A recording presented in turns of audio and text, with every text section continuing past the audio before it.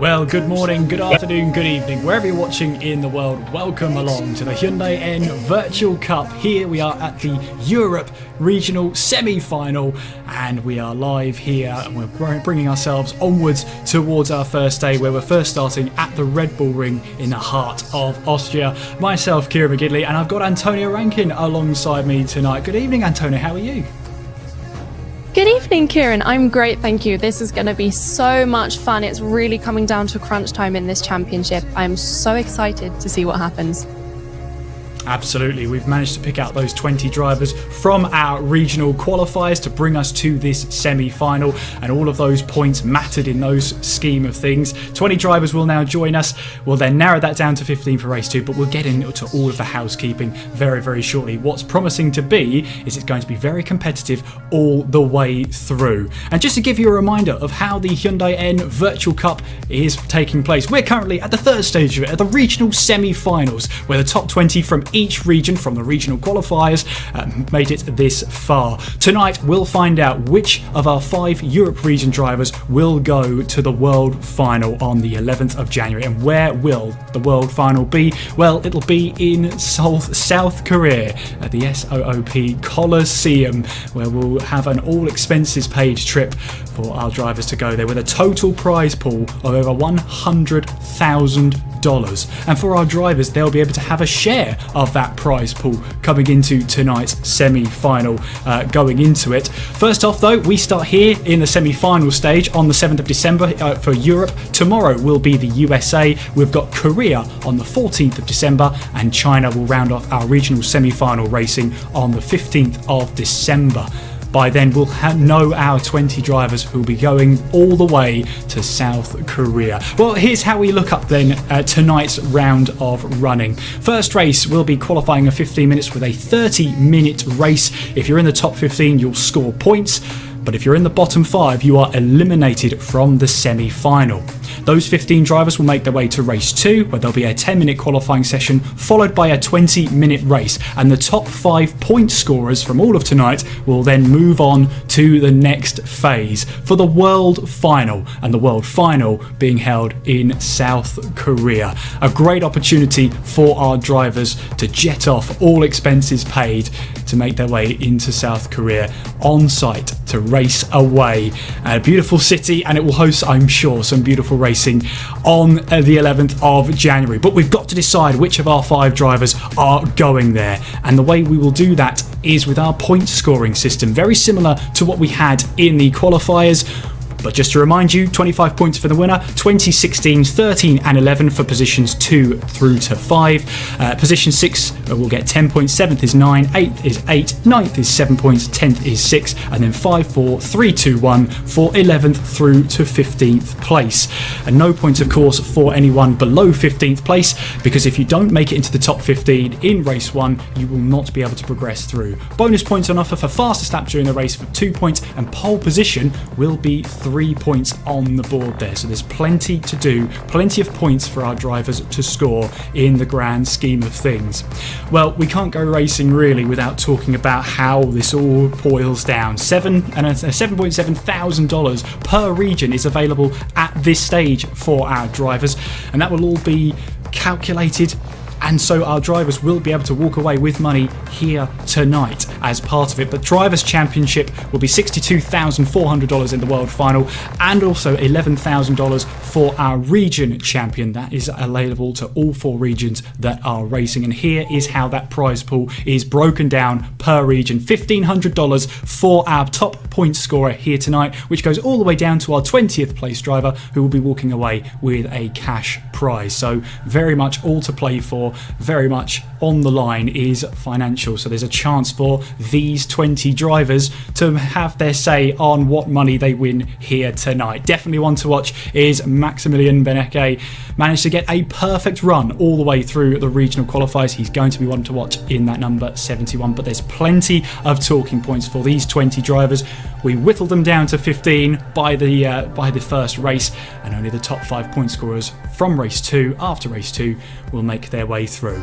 Of course, we can't go racing without knowing where we're racing and what we're racing in. So Antonia, it's over to you for the track. Well, we've got some hugely exciting tracks coming up, two of my actual personal favourites, so I'm not going to be showing any bias here, but just know there might be some creeping through. So to begin with, of course, we've got Silverstone and the Red Bull Ring. Like I said, two of the absolute best that we have to offer.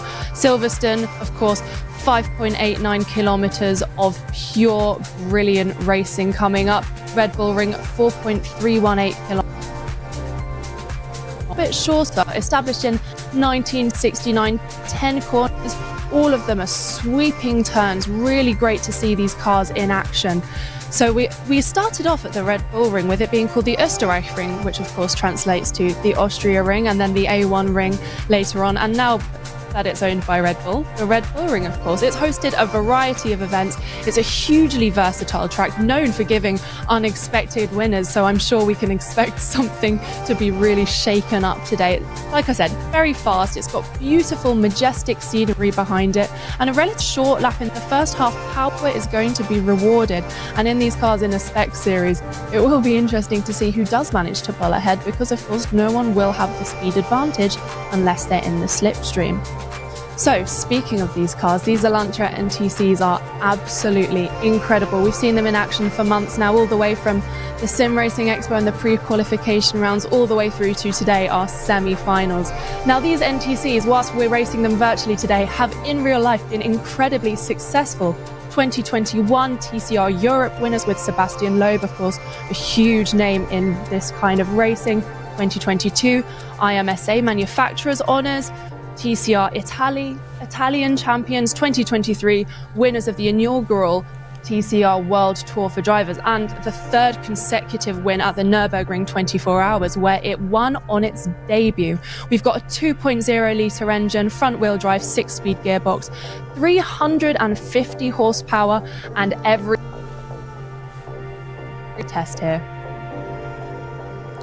Brilliant stuff. And the scene is set then. Thank you very much, Antonia, for giving us that little bit of history at track and car. Always really nice to see where we're racing, history behind it, and also the cars as well that have had a very good pedigree behind them coming into tonight. And our drivers, as you say, Antonia, have been experiencing that over the past couple of months. Believe we're not too far away then from jumping into qualifying and seeing how our drivers will shake themselves up, who will get the first points of tonight. 3 points on offer for pole position, and as we've got just over 6.5 minutes left on the clock, is it any surprise to see Beneke at the top of the order?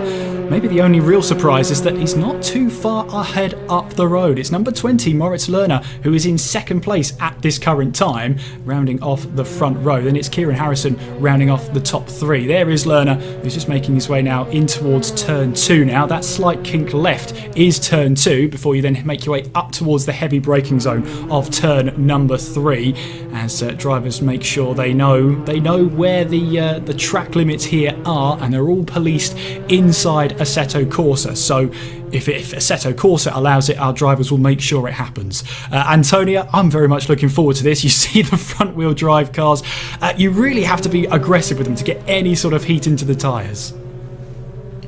You do. We've said this before in the rounds building up to today. You almost have to overdrive the cars and really get used to how it's going to respond, because like we've been saying, a lot of the sim racing going on is in rear wheel drive cars.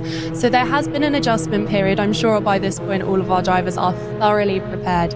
But it's a great circuit for these Elantra N TCs as we see them coming around now.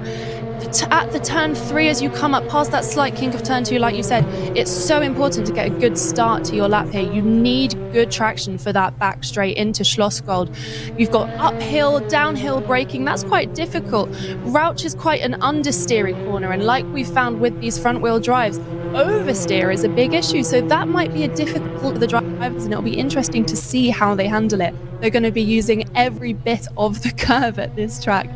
It's a very fast track. It's a very sweeping one. Like I said, it's a roller coaster set in absolutely beautiful, of course, virtual mountains. So I'm really looking forward to seeing, as we go through these qualifying minutes, how the races develop and who seems to be popping their head out to begin with. Yeah, I'm glad we've not mentioned any virtual hills are alive with Sound of Music sort of area. I'm very glad we haven't done that yet. I might stoop to it, you never know. There is the number 62, Sean Arnold, representing Veloce Esports, making their way now through out of turn 1 in towards turns 2 and up towards turn 3 of Remus. Then a very heavy braking zone uphill as well. So in theory you can leave your braking slightly later, as gravity might do some of the work for you, but these Elantras have been very stable under these drivers. We've had quite a few compliments when we've spoken to drivers coming through in towards the regional qualifiers, that the cars, once you get a bit of practice behind them, once you're familiar with them, once you've learned them, they're very predictable. And that's so important for a driver, that they want a car that's stable underneath them, predictable underneath them as well. If you have an unpredictable car, Antonia, it's not going to help the driver settle into a race. Yeah, that's the thing, and that's why experience is going to be so integral as we come into the final rounds of this championship. The driver needs to be able to feel their car and predict their car. You want to be driving something that is responsive, not where you're putting in input, you're not getting anything back. So the likes of Beneca, who is so experienced, and that's why we see him at the top of the charts, because he will know exactly where to put his car in order to get the maximum output. Yes, absolutely. There's Luke Whitehead, 15th place so far, just over half a second away from Beneke. So not too many margins at all when you consider. There's Sean Arnold now going up to third fastest, just pipping Kieran Harrison by a matter of a couple of hundredths of a second there. Sean Arnold now 2/10 off of Beneke's fastest lap time in the session so far. Top 10 separated by just over 4/10 of a second. Top 15 separated by less than 6/10. And all 19 drivers so far are separated by just over 1 second. Mightily close field, and it's only a small preview of what we're probably going to see for the whole night, Antonia.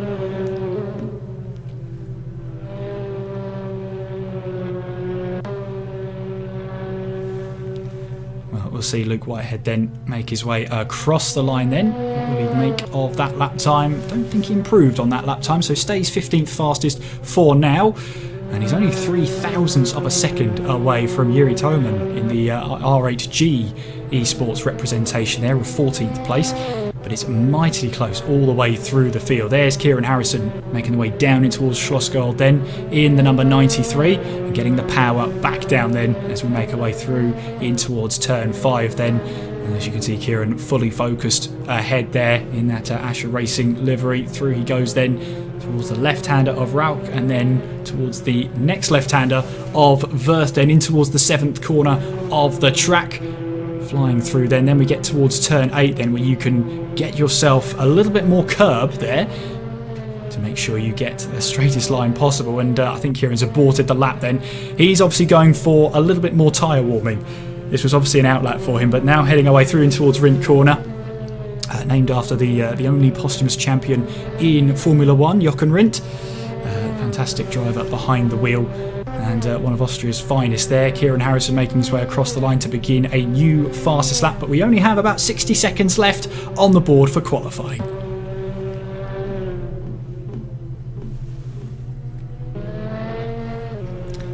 Watching on then for Moritz Lerner in the Maus Hyundai as we make our way through in towards Rauk Corner. And still just about over a tenth and a half I should say. If I get my words in the right order, we'll be halfway there. But Lerner then about 0.16 seconds away from Beneke's time, as he'll make his way now through in towards turn 8, using the curb there to his advantage, and making his way now over the crest towards turn 9 then. And of course our drivers won't have to worry too much about pit entry here. They can take whatever line they want through here. Maybe in qualifying they might have to give it some thought. You do have to commit early. It's one of those pit lanes that starts on the racing line essentially.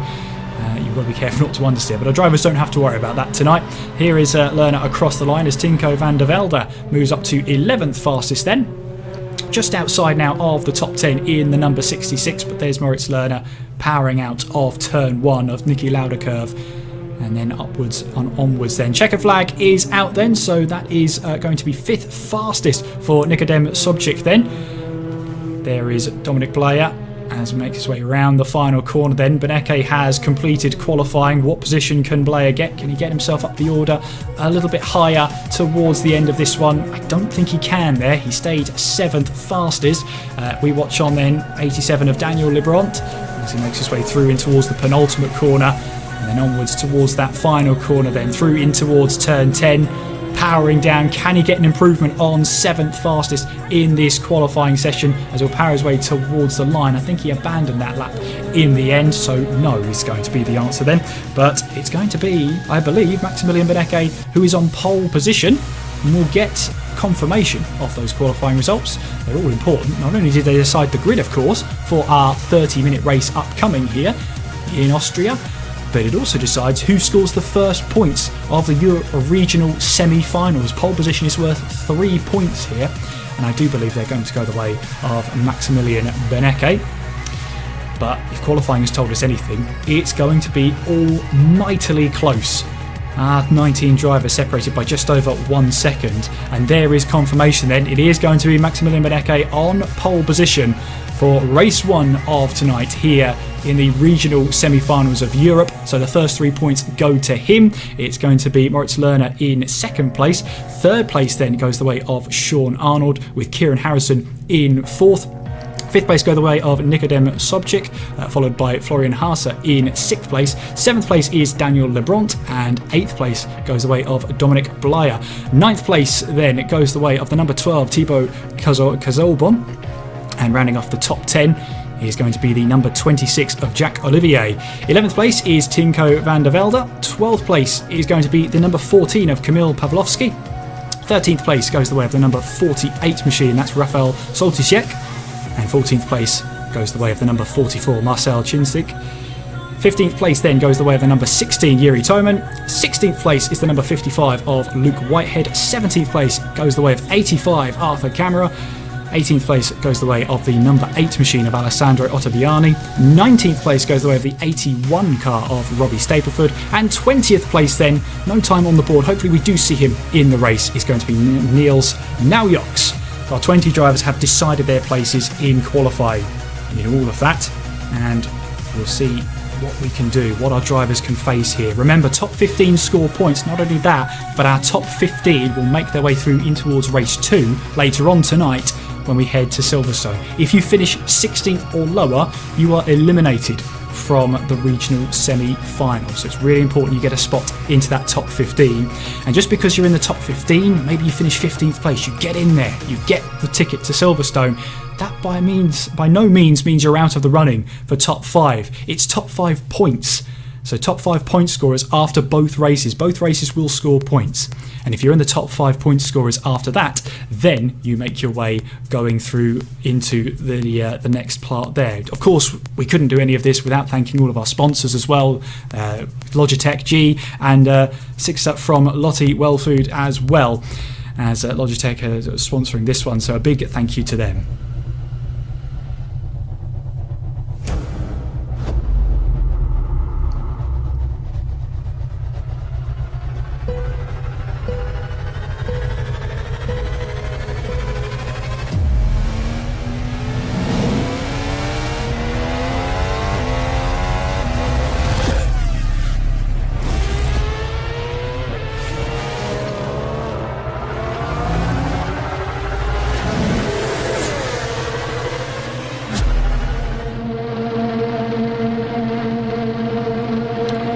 Again, a big thank you to Logitech then, but we're already underway then here in Austria. And what are the starts like then? It looks like it's been a brilliant start for our pole position driver then as we make our way through in towards turn 1 then. Beneke gets himself ahead, and there's the 62 of Sean Arnold. 3rd place now as all of our 20 drivers fire their way in and out of turn 1. Everyone looks like they've got through scot-free then, and yes, Maximilian Beneke in the number 71 does lead the way then as we make our way up the crest then, up the hill towards turn 3 then. Top 2 trying to break away from the rest of the pack then, but we're trying to go side by side here. Florian Haase in the 67 trying to get a move down the inside there, might have a chance here to try and find his way through, but he's going to be chased all the way down the hill towards Schlossgold and down towards turn 4 then. There's the number 5, that's Dominic Blyer, who's on the outside of the 87, Daniel Lebront, as Daniel Lebront leaves his braking late though, locks up and goes in towards the gravel. Daniel Lebront is off then at turn 4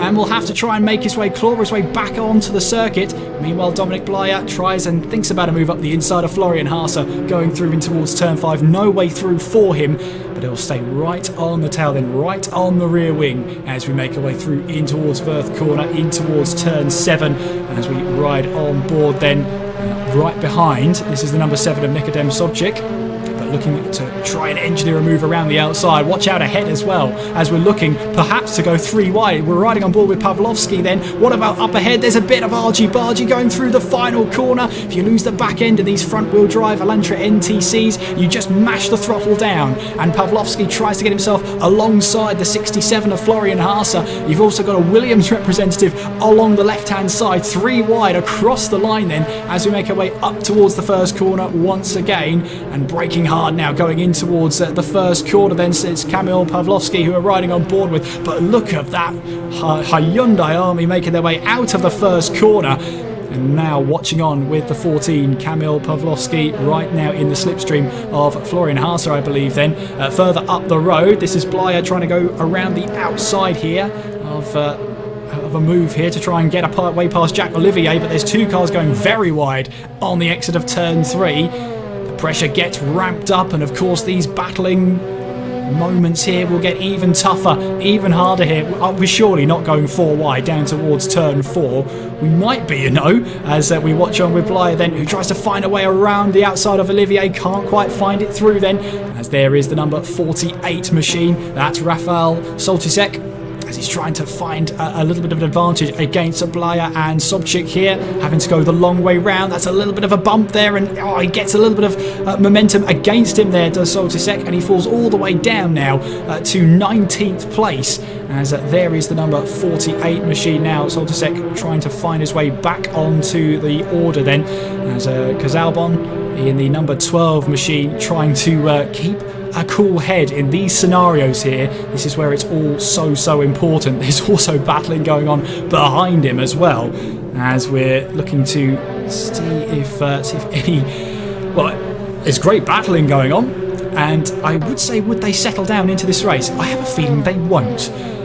Heading our way across the line to start lap number 3 of this race then, as riding on board then with Daniel Lebront. Of course, he ended up in the gravel at turn 4 on the very first lap. Right behind him though is Tinko van der Velde, gives him a little bit of a love tap. He had a bit of a momentum and just didn't have anywhere to go with it. In all of that, Ottaviani has managed to take advantage of that, and now is in the slipstream of Daniel Lebront then. Will Ottaviani try and move down the inside in towards turn 3? He certainly thinks about it then. Down the inside he goes then, but no, the door gets shut then, and no way through for Ottaviani. Now he has to be careful of Soltisek right beside him, right alongside in the number 48.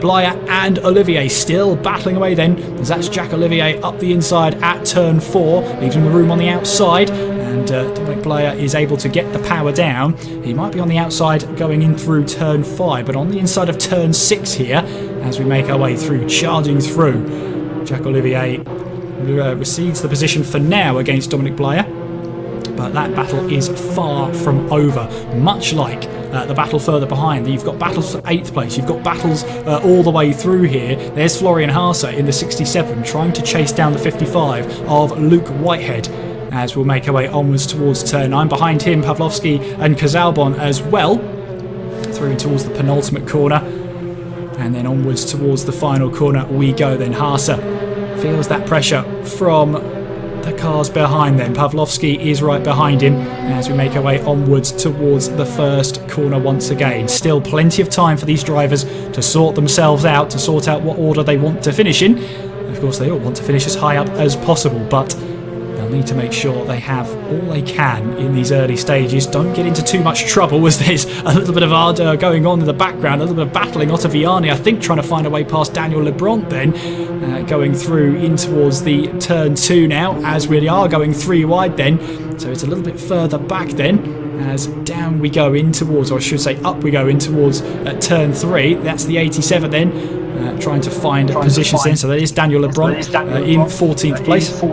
As we make our way now down the hill towards turn 4 again. Slipstream all in order, all in action as we head our way down here. Is there a way through for Chinsik? As he tries to find a way around the outside of Soltisek then in the number 48.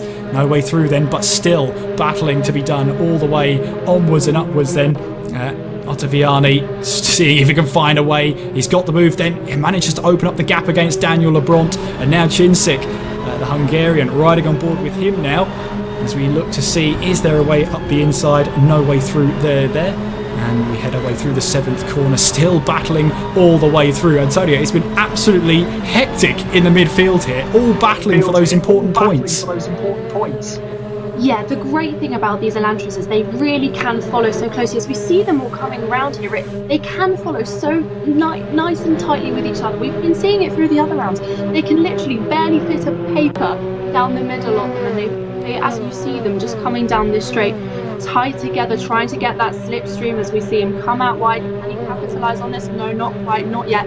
Not quite getting enough of a boost there. Obviously, with all of the cars being the same, they've got the same top speed, so you need to use your own personal instincts to get the advantage, because the car's not going to do it for you.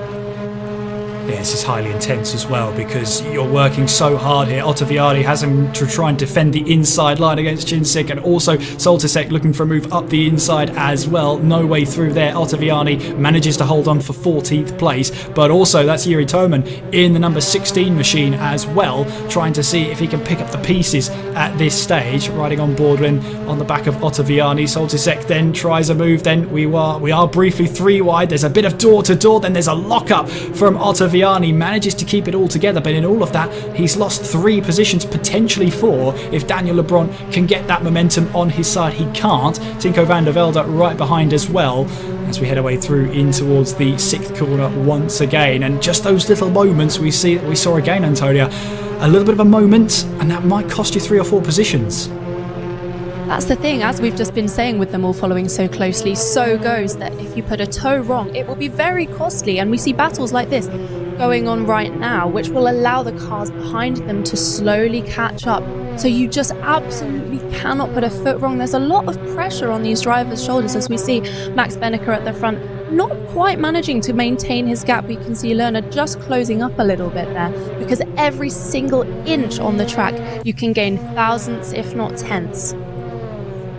Indeed, Jacques Olivier is abiding by that one, but we're looking 3 wide in towards the 1st corner as Tinko van der Velde down the inside of Daniel Lebrun. And of course these 3 are currently in the drop zone. They're outside of that top 15 right now, and it's a case of, do they want to be squabbling over P17, or perhaps maybe just form an unlikely alliance to work together to help catch back up? Well, that's not on the cards for Daniel Lebrun at this stage, looking to try and find a way past Ottaviani. Ottaviani himself trying to find a move up the inside going in towards the 3rd turn. There is Blyer here, right on the back of Jacques Olivier. And what's most important about these is where we saw in the regional qualifiers, where you just have to make it into this top half here, or make sure you score a good amount of points and you booked your place into that final race of the qualifiers. Here it's not just about making it into the top 15, you also have to score a big amount of points, because it's the top 5 point scorers from both races that advance to the world final. Yeah, every single point matters, every position matters, as we've seen there. Blyer doing absolutely everything he can to make up those points, because they're so important. The cumulative scores are what's going to get you to the world finals in Seoul, not that single position that you're about to yield there. We can see car number 12 of Casabon really just fighting to try and find any inch that he can to peek out round there. But even now at this point in the race, with 20 minutes to go, we've not got huge gaps opening up in the field. There's not a huge deficit even between Benneker all the way down to Ottaviani. So there is still so much to play for. These races, it's easy for us to say, well, there's 20 minutes left, but I'm sure for the drivers it goes very, very quickly. As we see there, Blyer pushing along the car ahead of him, not letting him have an inch spare. I'm sure it'll be all over his rear view mirrors there. Gosh, it's so much pressure on the defense, because like we were saying, you can't put a foot wrong, and anything that your opponent can take away from you, they will. Oh yeah, just like sharks in the water. If they spot any sign that you're struggling, they will try and jump on there as Dominic Blyer gets right up close and personal with that rear bumper of Jack Olivier. Just behind them as well is Nikodem Sobchik in the number 7 machine, just seeing the rear view mirror as we ride on board with Dominic Blyer. As he makes his way through the 6th turn onwards towards the 7th, it is Maximilian Benecke who leads the way then in the number 71. Second place right now is Moritz Lerner, and then it's Sean Arnold who rounds off the top 3. There is your race leader, and I always say, if you're leading the race and we don't see a lot of you in the broadcast, it normally thinks you're doing everything right thus far. Yeah, it is a good sign if we're not seeing a lot of you. Benecke there, as he's been proving throughout the rounds, just controlling the race, not putting too much pressure on his shoulders, but allowing himself to guide the cars around. And like I said, with these battles opening up, he'll be quite happy to get all the way out of the way. Whereas within the pack, it's not so easy to do that. We'll have Sobchik just watching that battle unfold ahead of him between Olivier and Blyer, just biding his time. He won't want to get involved because any mistake is hugely costly. Any spin will basically rule him out of the championship. So as we see the battles going along here, there's going to be some real mental gymnastics and some real strategy coming into play. There'll be mental gymnastics in the commentary box as well, as he tried to get a provisional point scoring on the board. But a move behind then for Kazalbon, as he likes to try and move up the inside of Florian Haase. I think he has got that move done, but Florian Haase is drawing alongside him. You think you've got the move done in towards Remus there, but then the momentum shifts and Florian Haase now has the inside line, hanging way down towards turn 4, decides not to use that inside line. So up to 10th place goes Thibaut Kazalbon, as Florian Haase just has to regroup and try again. Pawlowski and Luke Whitehead just ahead of them in that battle for 8th place. So we're starting to see now, you've got sort of drivers starting to break away in these groups. You know, the biggest group we have right now is about 4 or 5, and it might be to do with this battle for 8th place. You've got also a battle for 12th place involving what looks like 4 cars at the moment. Camera, I should say, in 12th place, and he's being chased by the likes of Chinsik, Soltisek and Toman. We're riding on board then with Jack Olivier, who's being chased down by Dominic Blyer. Out of the final corner we go, and this is just something here. Jack Olivier just seems to be placing that Elantra in the right place. And whether it's Dominic Blyer feels he can't get past, or whether he feels like it's not worth getting past right now, well, that's only for him to say. Yeah, you can see Blyer there, taking just ever so slight inches left and right, seeing if he can make it around, seeing what the best line is. As you can see here, he gets so close, and is there a little kiss at the back there? There is, wow. Dominic Blyer just reminding Jack Olivier that he is still there and he will capitalise. You can see they're taking incredibly wide lines here, using literally every inch of track available to them. Track limits are important, yes, but in a race like this, you want to be finding whatever space you can for these cars. As we see here on the straights, with these swooping corners, you have to take quite a wide line in order to continue the smooth steering, not lifting off too much off of the clutch, because that's also important for making sure that you're keeping those time deltas in your favour. You don't want to be having jagged steering inputs because you'll lose more and more time. So Blyer here matching Olivier's pace beautifully. Yeah, just matching him for pace right now. And yeah, as you say, a little bit of a kiss on the bumper as well. Bit of a bump draft perhaps. So just try and give Jack Olivier the hurry up down the straights to work together at this stage. Feels like Dominic Blyer is just biding his time at this point. And yes, they are using beyond the curb as well. Well, the track limits are policed by Assetto Corsa itself. So whatever Assetto Corsa says is okay, our drivers will know about that, because the whole point of our drivers is what isn't allowed, okay, fine, but how far can I push those limits? And for the drivers, they found those limits. Jack Olivier and Dominic Blyer battling away for 5th place as we make our way through in towards the first corner here, and not too far behind. I mentioned it before, Sobchik just not too far away. Luke Whitehead is now on the back of Kamil Pawlowski as we make our way onwards towards turn 2. There's a bit of squabbling in the background as well. I think that's involving Arthur Camera, as we make our way onwards then with Luke Whitehead up towards turn 3. A quartet battle for 8th place, headed at the moment by Kamil Pawlowski, with Luke Whitehead, Thibaut Kazalbon and Florian Haase all a part of the quartet. Yeah, Camille doing a great job there. There must be so much pressure seeing 3 cars right in your rearview mirror. Luke Whitehead, we know, is an incredibly established sim racer. He's got a lot of championships under his belt.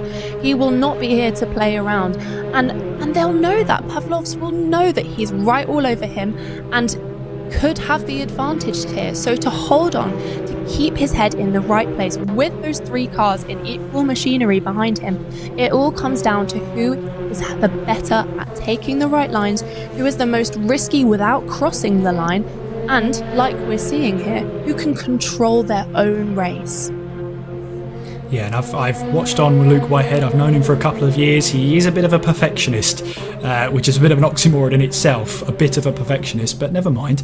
He knows he wants the best performances possible, and sometimes even he's not happy with second places or sometimes podiums because he knows there's more pace to be found. So he'll be looking for every inch of pace that he can. Watching on then with the number 48 of Rafał Soltysek as he's looking for a move here on the 85 of Camera. Looking for that move then. Has he got the line then? It's a tighter line in towards turn 1 here, so you might find yourself a little bit washed out here, but not such a case for Soltysek. Manages to get the move done, and look at that as well. That's Chinsik there in the number 44 looking to take full advantage of Camera, who might have been slightly compromised on the exit of turn 1, the fact that he was going side by side. But Camera breaks later in towards the first corner. Can he swoop his way around the outside and get the power down? Well, he can certainly swoop his way around the outside. Does he have the momentum advantage as we head away down the hill towards turn 4? Well, it looks like then Chinsik initially had the toe being given to him by Soltysek up ahead, and now Camera on the outside line trying to fend off the number 16 of Toman. There's a bit of contact there, but Chinsik just running slightly wide, able to gather the car back up. And, well, we always thought there was going to be hard battling here because these are all battling for a place in that top 15. Tinko van der Velde currently right now in the elimination zone in race 1. Yeah, we've got a really nice example there from Marcel Chinsik of just being able to take something a bit riskier and it paying off. We saw in the earlier stages of that lap, he was taking a different line, being able to foresee, okay, if I have the disadvantage here, I'll have the inside line in the next corner. We see car number 16 there, Yuri Toman, all over the back of Camera here. He will not let him breathe. Camera will be just trying his best to just keep his eyes ahead. It's all very well that he's got 3 cars very tightly behind him, but coming onto the straight here, it's a very long first few turns. Like I said, power is essential as we see here. Goodness gracious, that's just getting so tight there. This first part of the lap is essential for setting the tone for the rest. If you get a good send out of turn 1, Max Verstappen himself said, it will set you up for the rest of the lap there. Car number 85 of Arthur Camera just trying his best. And who better to take track guides from than the newly crowned 4-time Formula 1 world champion? All about momentum, but momentum might have been lost then for Yuri Toman as he has to rejoin off the sleeping policeman. That raised curb there might lose a little bit of momentum there, and does. Tinko van der Velde looking to see if he could get himself maybe 15th now to 14th up the inside of Camera. He tries to go, no way through on that occasion, but Tinko van der Velde is a fighter. He is a warrior behind the wheel. He will not give up on these occasions. He sounds like the coolest driver on the grid. He probably is the coolest driver on the grid. But even he knows that there's a lot of pressure at this stage. He's found the inside line on Camera, then does Tinko van der Velde, gets himself up the inside in towards turn 7, but a slightly tighter line might compromise that momentum, and Camera here will look to try and look around the outside in towards the penultimate corner at turn 9 at Rindt corner. Then through we go then, Van der Velde just ahead then, but Toman sneaks his way through up in towards that top 15 with only 10.5 minutes left on the clock. Camera perfectly demonstrating there just how costly it is to dip a toe into that gravel. You see here how much he's lost out to Van der Velde there as he pulls away. He's now 2 positions down. An aggressive pull left to sweep into that right-hand turn, and now he's going to be on the back foot for the rest of the lap. It's so important that you don't lose that rear there. You saw it twitchy a little bit when he lost that position, and that's how important knowing the car's limits is, having control of where you are putting the car. When you speak to racing drivers, it's really interesting. They say that the car is an extension of themselves, that they can feel what the tyres feel themselves. Obviously with virtual racing, they might not physically be in the car, but they know their machinery. You see here, they're so close together, that beautiful trio there. They can feel exactly what the car is doing, and it might not be predictable, but they need to be able to predict it. So we see here Camera here having lost out, but I'm sure he'll be able to fire back in the next couple of laps. Dominic Blyer then, just trying to size up that opportunity against Jack Olivier. Hasn't been able to find a way past, but we've sort of been split on whether he wants to find a way past at this stage. Jack Olivier is currently 3.7 seconds away from Kieran Harrison up in the top 4. And so maybe Dominic Blyer is thinking about the long-term game. 9 minutes left on the clock. Maybe working together is probably the better strategy. It's just a case of who breaks off that unconventional teamwork here. Of course, there are no team championships here. Every driver is out for themselves. But when we talk about in this stage of working together, we're talking about potentially bump drafting, potentially not battling the driver in front, using that little bit of slipstream, potentially even swapping positions, just so the person with the slipstream has the better run up towards the next corner.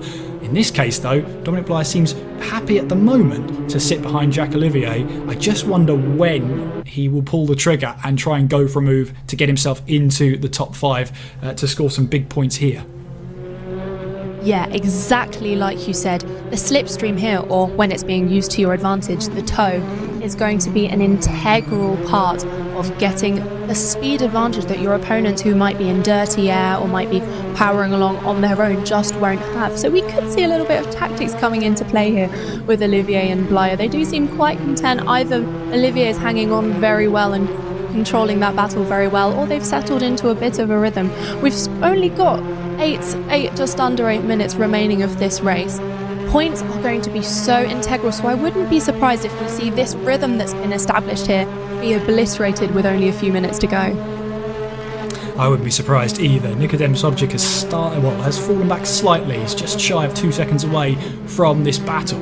And as we ride on board then with Dominic Blyer making our way out of the final corner and onwards towards the start-finish straight. So the pole position time was a high 1 minute 35. So we're probably looking at about maybe 4 laps to go in this one. But don't quote me on that. My maths in terms of working out times and laps is questionable at best. What I can say though is Dominic Blyer is making a calculated attempt to just put Olivier under a bit of pressure. There is Thibaut Cazabon in the number 12 machine. Luke Whitehead and Florian Haase just ahead in this battle for 9th place as they make their way onwards then through towards turns 2 and 3. Up the hill then they'll go towards Remus then. Is there once again a way through Cazabon, maybe thinking about the move on Luke Whitehead, but no, not yet, as Luke Whitehead you see in the opponent cam, Cazabon in the camera below him, you just see there Luke Whitehead with a smile on his face. He's absolutely loving this at the moment. I know he's loving the battling right now.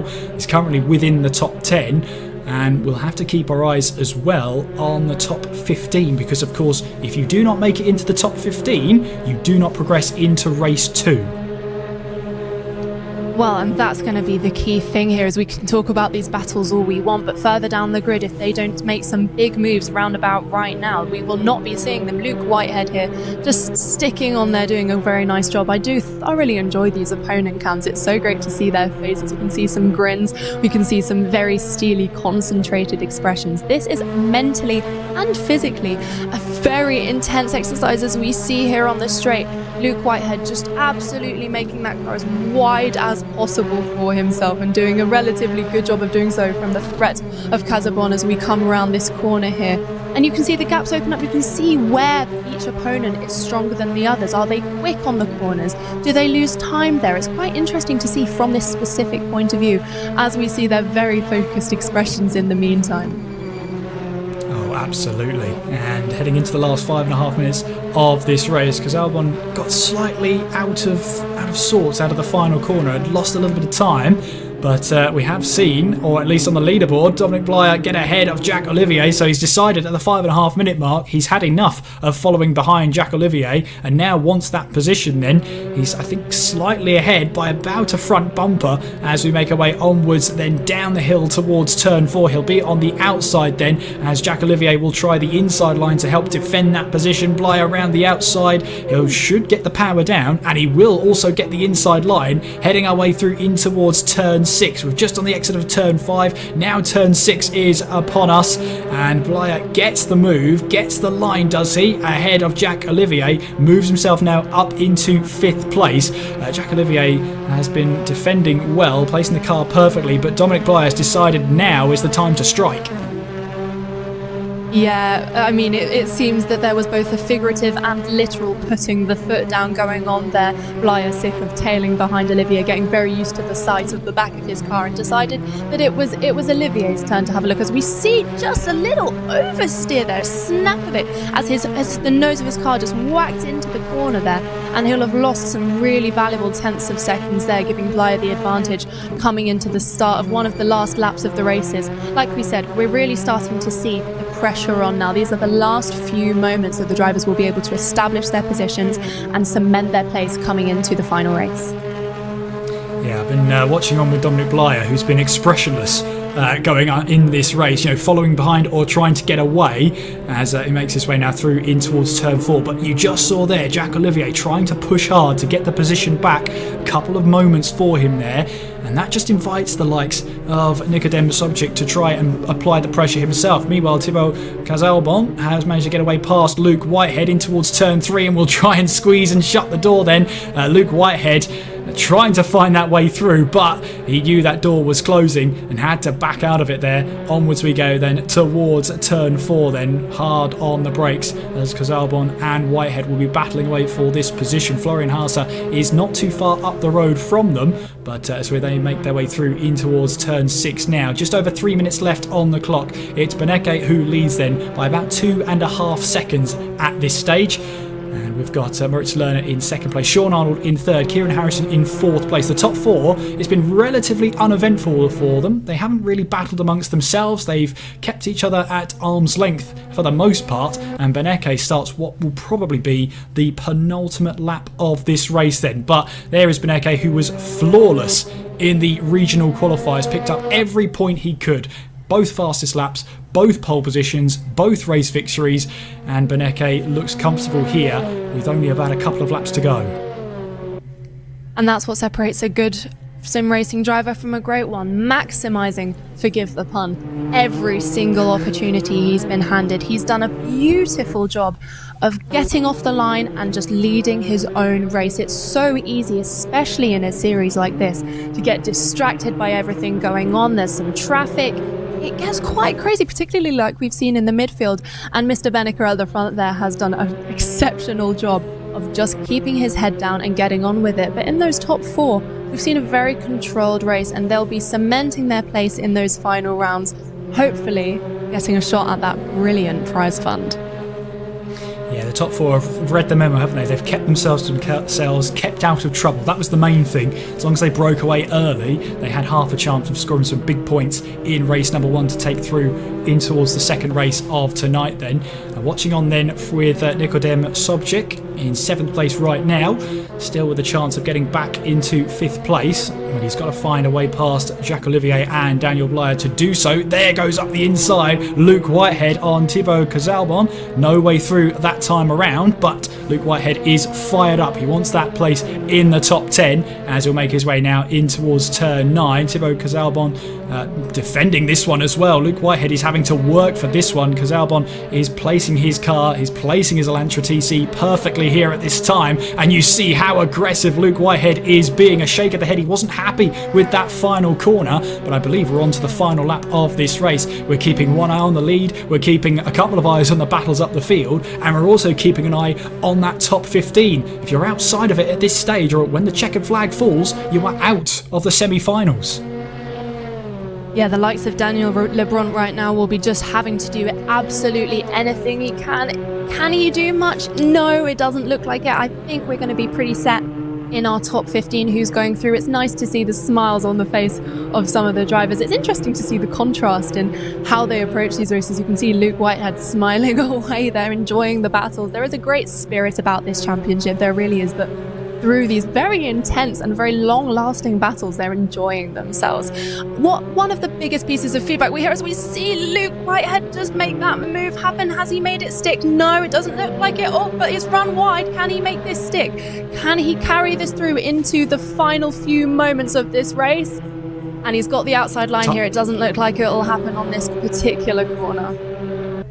Timer has expired then, and through in towards the final corner, the number 71 machine of Maximilian Benecke then makes his way towards the checkered flag for yet another win in the Hyundai NVirtualCup. He takes the first win of the Europe region semi-finals, and a big haul of points for him going in towards race 2. It's Moritz Lerner in second place, Sean Arnold in third, Kieran Harrison rounding off fourth place. Then Dominic Blyer did manage to finish ahead of Jack Olivier for 5th and 6th place. Then Nikodem Sobchik in 7th place, Kamil Pavlovsky in 8th place, Florian Haase in 9th, and Luke Whitehead did manage to finish ahead of Thibaut Cazalbon. And then we have 12th place then is number 48 there, which is Rafael Soltisek finishing there. Sinsek in 13th place, Toman 14th, and Lebrant finishes in that top 15. So we have our 15 drivers through there. They all scored points that will all be carried through into race number 2. But unfortunately, Antonio, we have to say goodbye to 5 drivers who finished below 15th place. Yeah, and it is difficult at this stage. They've almost come so far, so close, but not quite. But what we can take away is that there's been some absolute top-notch driving. In the bottom there, we've got Van der Velde, Ottaviani and Kammer, who we'll be saying goodbye to.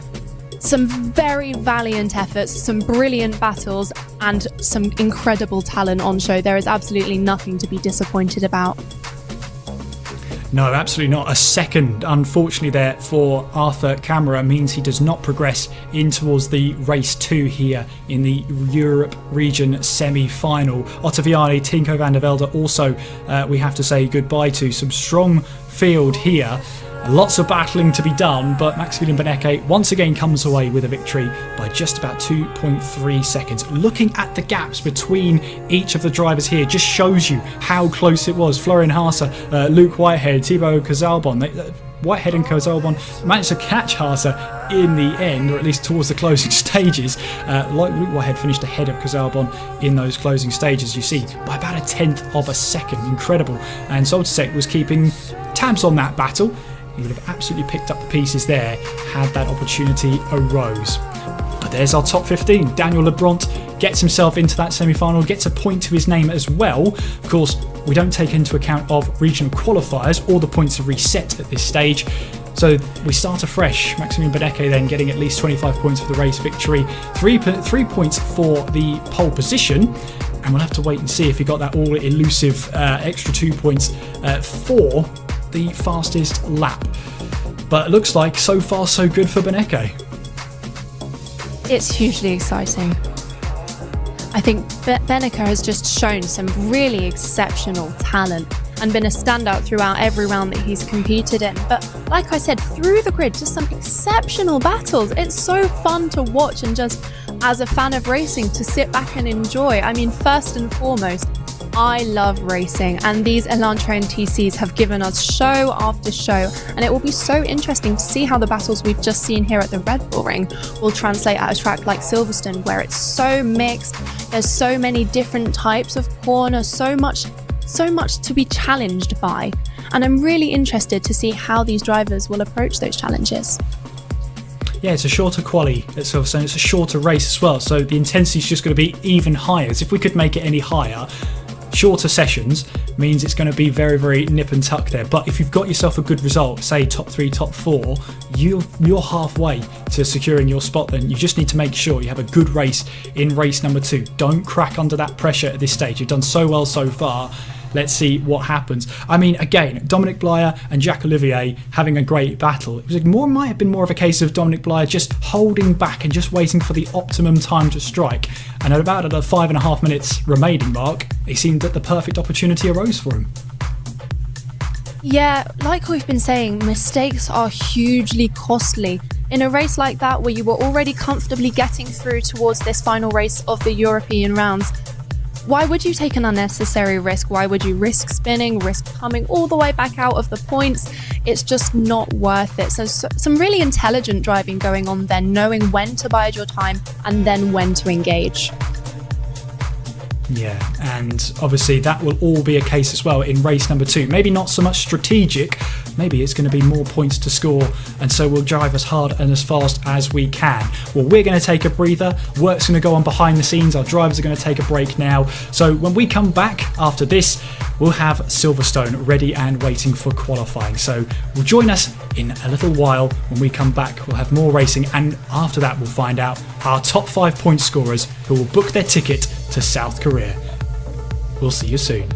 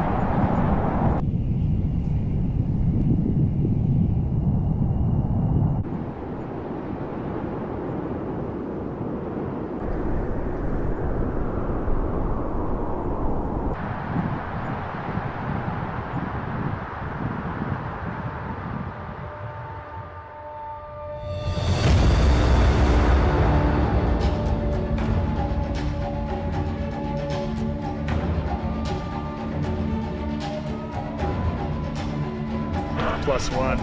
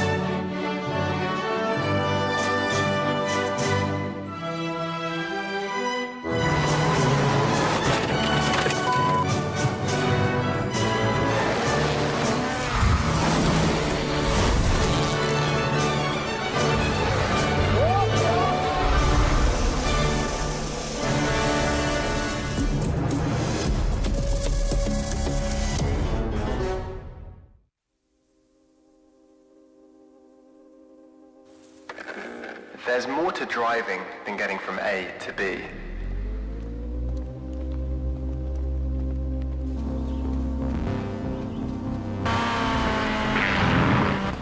It's not just hitting the tarmac, but owning it. It's choosing a road with the most curves, not the shortest.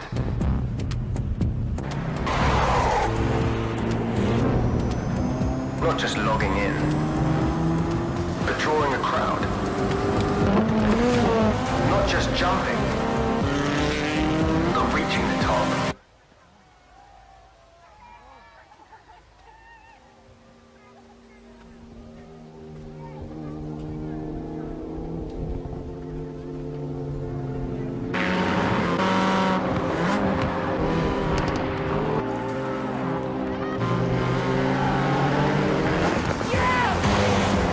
So never just push the pedal. Listen. Hear the roar. Never just embrace new tech. Ignite it. Never just take a corner. Find its limit. Remember, never, ever just go from A to B.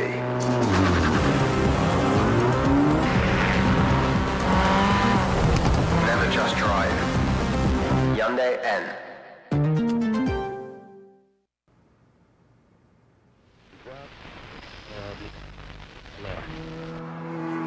Motorsport has been in our DNA since the beginning.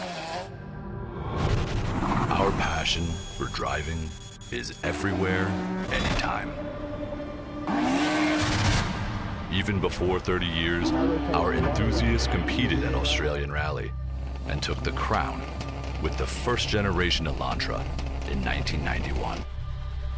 This was one of the moments our high-performance dream was ignited.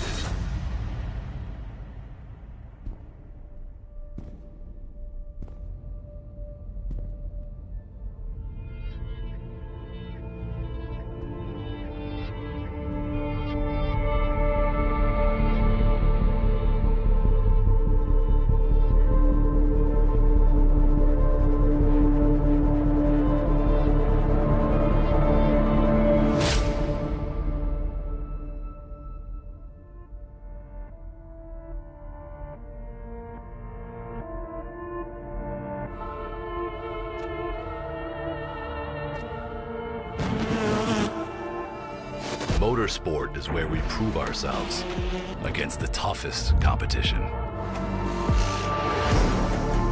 Motivated by pure passion, we continue to hone our game. Even after the ovations and celebrations, we didn't stop there. Our passion had only just awoken.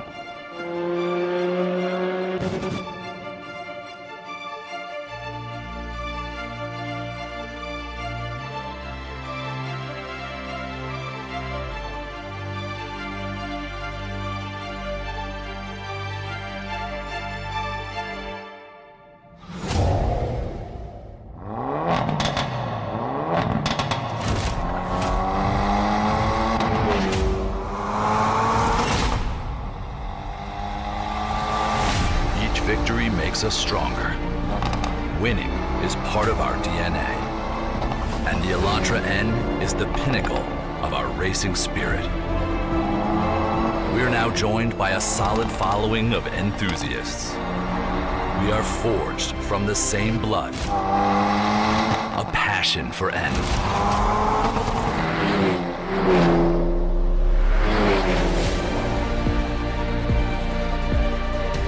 We are everywhere, and we can hear each other out of the crowd.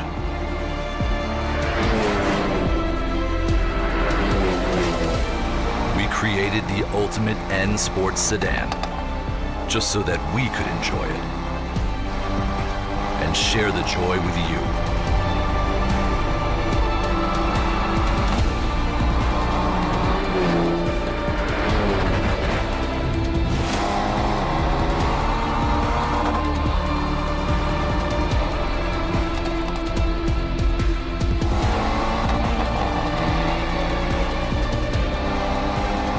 The Elantra N is powered by the passion of all of us.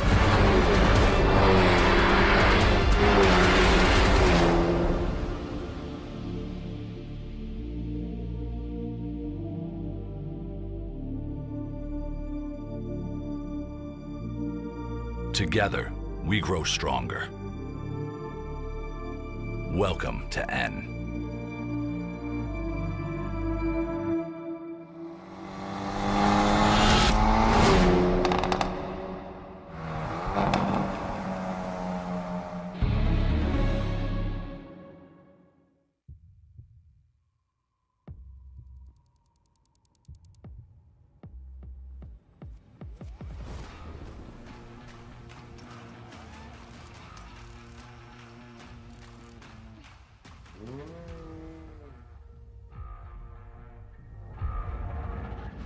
Fantastic start from Nicholas. Hyundai looking strong. All this touching.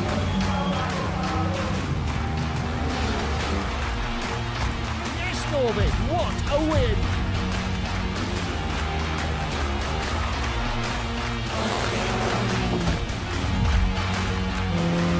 Look at the Hyundai go. What a win for Hyundai.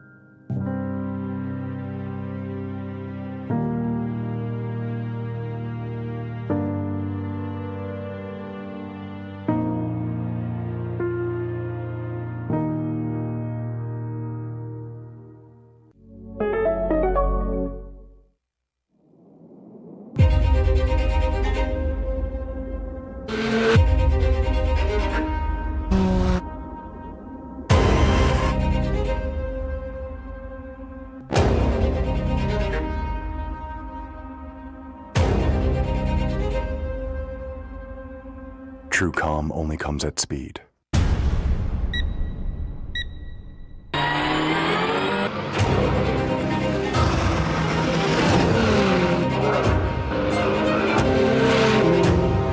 The initial hour sets the pace.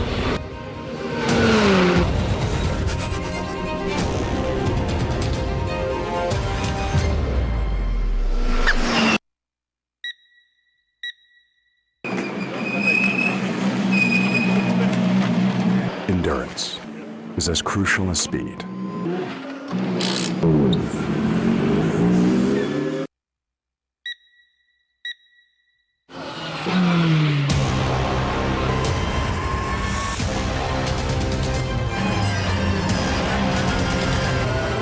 Intuition is our guiding light.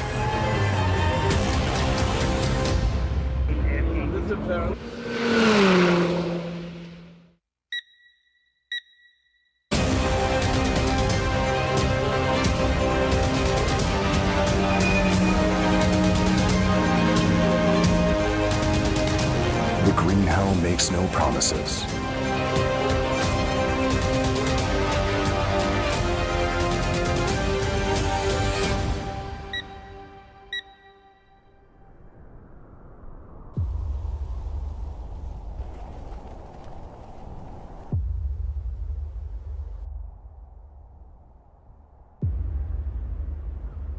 The indefinite wait is the greatest trial.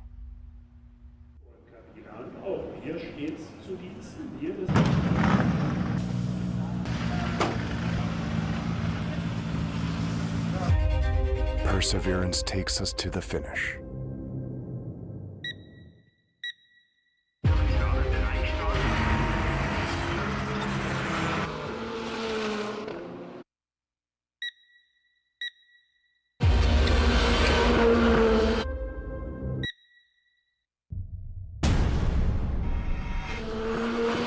'24 Nürburgring 24 Hours Race.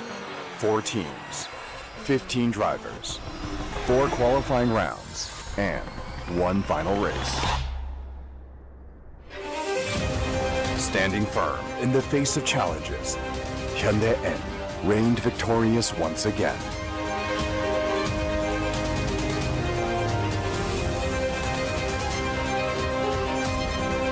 Unchanging passion changes everything.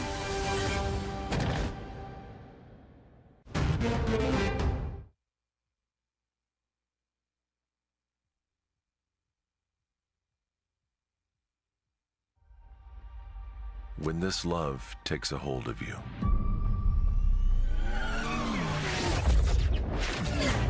it makes you fearless and do the unthinkable.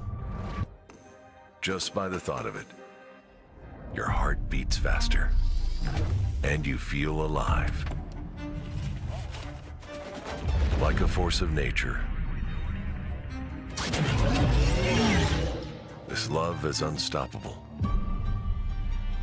and has the power to break all the rules and set the new ones.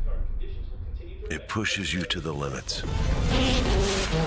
A legacy is not built on promises, but on the challenges you overcome. This spirit has the power to lift you to the stars. If you feel this way,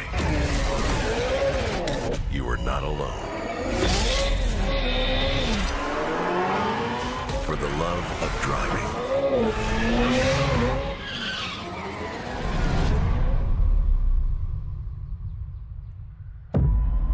Introducing Ioniq 5N.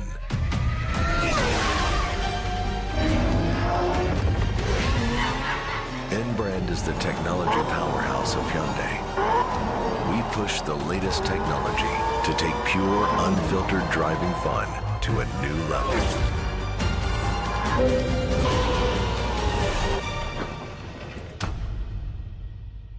Ioniq 5N ensures the optimal battery temperature for maximized track performance.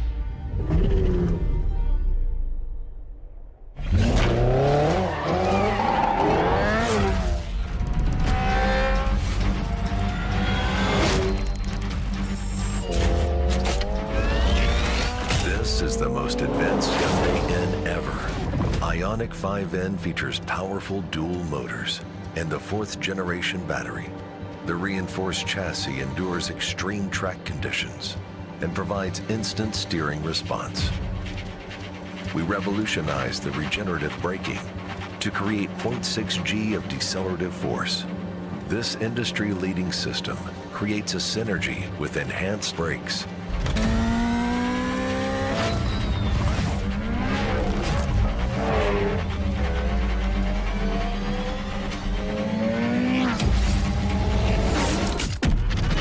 Use N-E-Shift and N-Active Sound Plus as functional feedback and find new ways to carve through the corners with N-Pedal.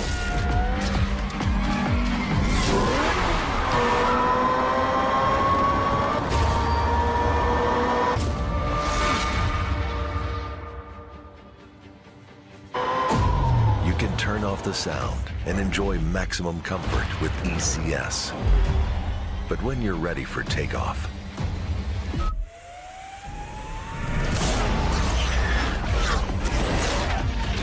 hear different high-performance sounds blasting out from both inside and outside. Your heart will be in sync with the roars and kicks from Ioniq 5N.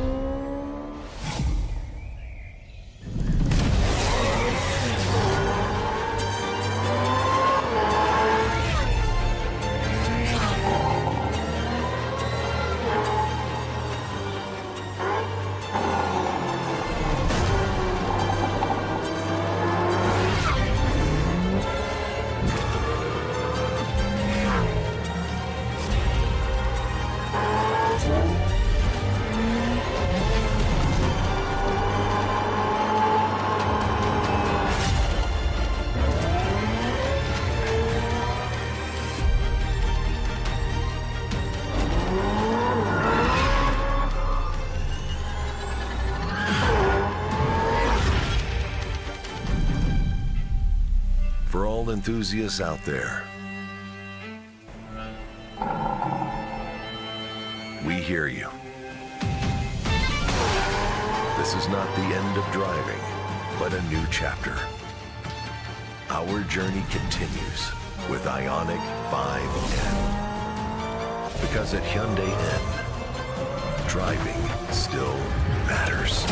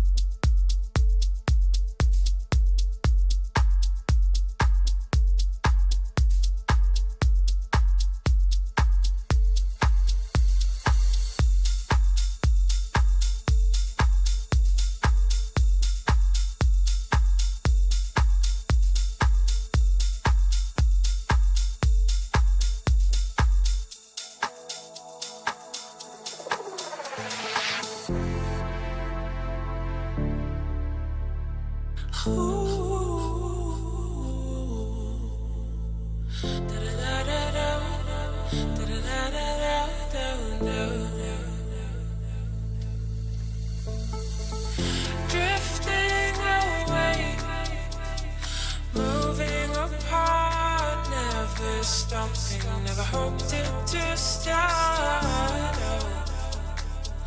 Now I'm feeling a space surrounding my heart.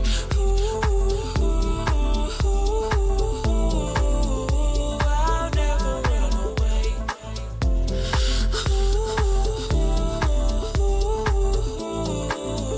But I'll never be the same.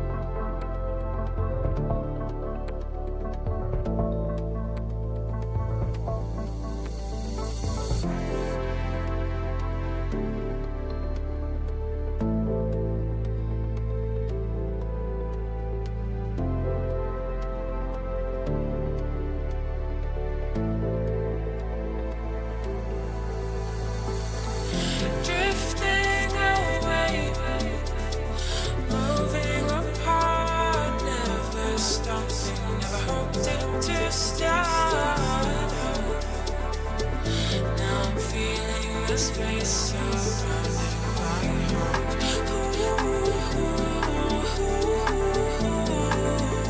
I'll never run away.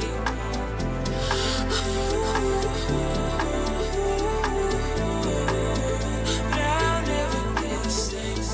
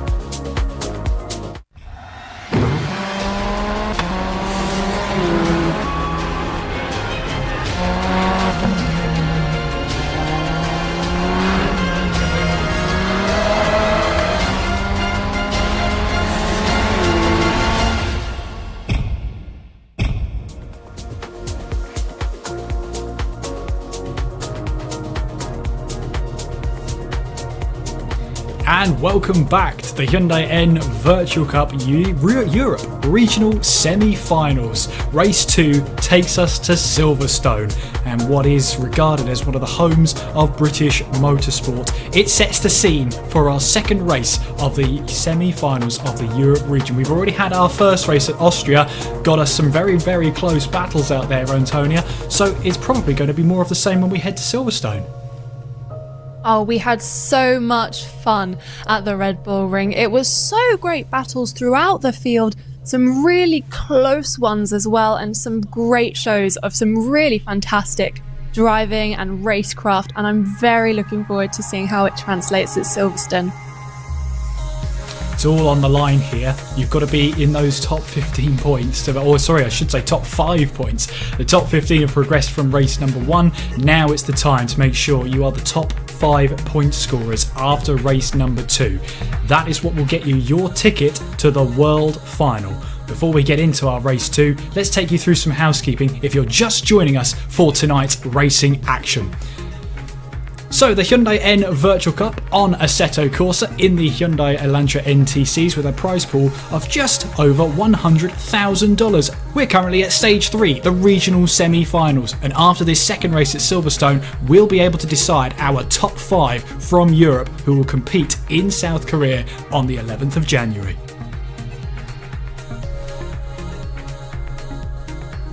The dates to book for your diary, of course you're already here for Europe on December the 7th. Tomorrow we'll have the USA regional semi-finals, and then for Korea we have the 14th of December, followed by China for the 15th of December. By then we'll know our 20 drivers who will be heading to South Korea. So how does it all work here? Well, we've had our first race, which was a 15-minute qualifying session and a 30-minute race. Our bottom 5 have been eliminated, which gives us our 15 to move on to race number 2, a 10-minute qualifying session followed by a 20-minute race. And the top 5 point scorers will then move on to the final. The World Final in South Korea, in Seoul. A beautiful setting for our drivers, and this is what our drivers are for racing for. Get into the top 5 point scorers, and this is where you'll be heading. We've talked a lot about points. Here's how it goes then. First place gets 25 points, all the way down to 5th place 20, 16, 13 and 11. 6th to 10th gets 10, 9, 8, 7 and 6. And then we have 11th to 15th place get 5, 4, 3, 2 and 1. There will be no other ones lower than 15th place because we only have 15 drivers, so you make sure get into that top 5 to secure your spot. Bonus points are on offer as well. Pole position gets 3 points and fastest lap of the race gets 2 points. So qualifying and the fastest lap in the race, very, very important and could decide factors in the top 5. And our prize pool then of over $100,000. Our drivers will have a share of that, $7.7 thousand per region, and drivers will be walking away with some of that here tonight. Our top 20 overall will then get an all-inclusive trip to the World Final in South Korea. A driver championship will get $62,400, and there's also $11,000 up for grab for the region championship.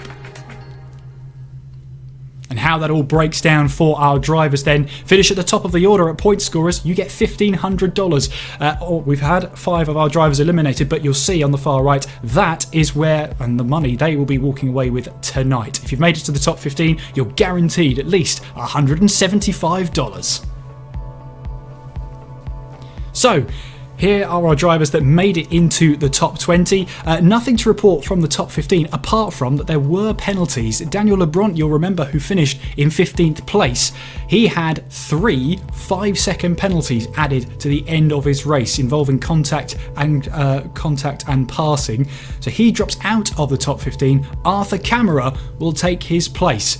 He'll have no point. He'll have a point to his name, and he'll be looking to try and get himself into that top 5. He'll need a lot of points to swing his way, but never say never when it comes to the Hyundai N Virtual Cup.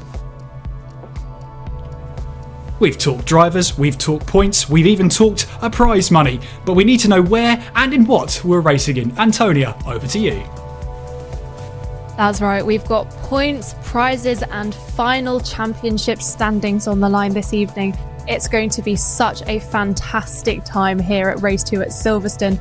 This British track is about as iconic as it gets. Originally held a race for the first time in 1948, famously held the first ever F1 World Championship race 2 years later in 1950. It's an ex-airfield, hence why we've got straights such as the Hangar Straight, so named, and it's such an iconic venue within the world of racing. We've got full throttle here, up to about 70% of the lap, around 40 gear changes, and a lot to think about on these mixtures of slow, medium and high speed corners. Drivers are going to have to rely on their adaptability and their responsivity of their vehicles on this incredibly varied circuit.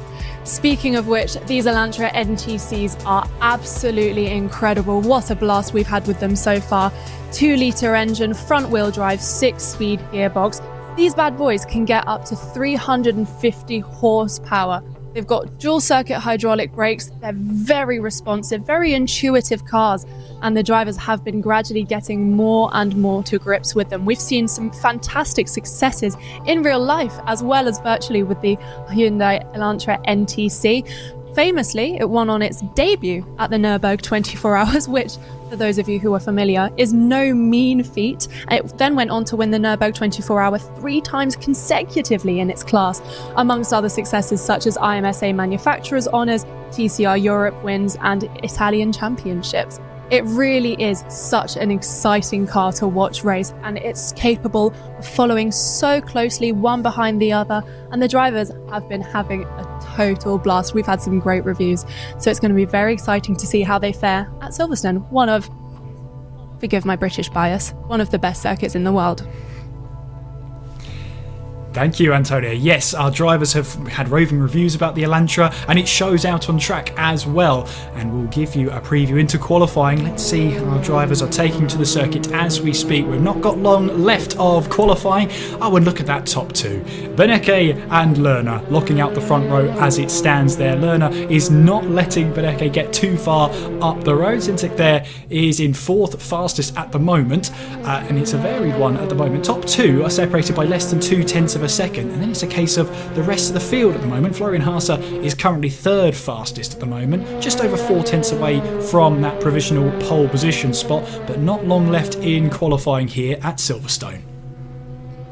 In the bottom right hand there of your screen, we've got Marcel Schischink, who has been very impressive in the rounds leading up to today. He slipped down a little bit during the first race, qualifying just within the top 15, but that's good enough of a job to be here now, and as you can see, he's running in 4th at the moment, so we can expect some good things from him. We've got a full German top 3 right now.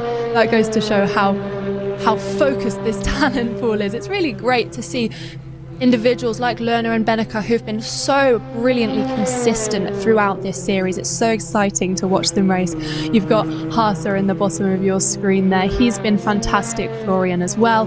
There have been such shows of brilliance from every single driver here today, and it really is a privilege to be able to watch them go head to head right in front of our eyes. Indeed it is. There is Kieran Harrison. We didn't see a lot of him in the race, and there's a good reason why as well. We managed to really break away as part of the top 4 in the last race. The top 4 didn't really battle each other, so we never really saw them at the start, or at least from the first couple of minutes into the race. Settled very quickly into his race, got the 4th place he needs, and currently 4th fastest in qualifying right now. So he's a very consistent driver, is Kieran. Yeah, what we've been seeing in the races is that there's some drivers who are really great at settling into the rhythm, holding their own. Kieran Harrison, a prime example of that amongst the other drivers up on the top half of those qualifying standings. And then there's another divide where there's a lot of battles going on, there's less of a rhythm. So it's interesting to see the differing ways in which drivers approach these races. Of course, we've got a bit of a shorter race this evening compared to race 1, so it's going to be 20 minutes instead of 30 as it was at the Red Bull Ring earlier this evening. So it's a lot more of a sprint. You don't have time to sit back and relax. You'll be pushing constantly. And remember, 2/3 of this grid will not be advancing to the finals. So there is so much on the line. There is indeed, and this point scoring system rewards that consistency. We'll probably see it from Beneke and Lerner, who finished 1 and 2 in race number 1 this evening.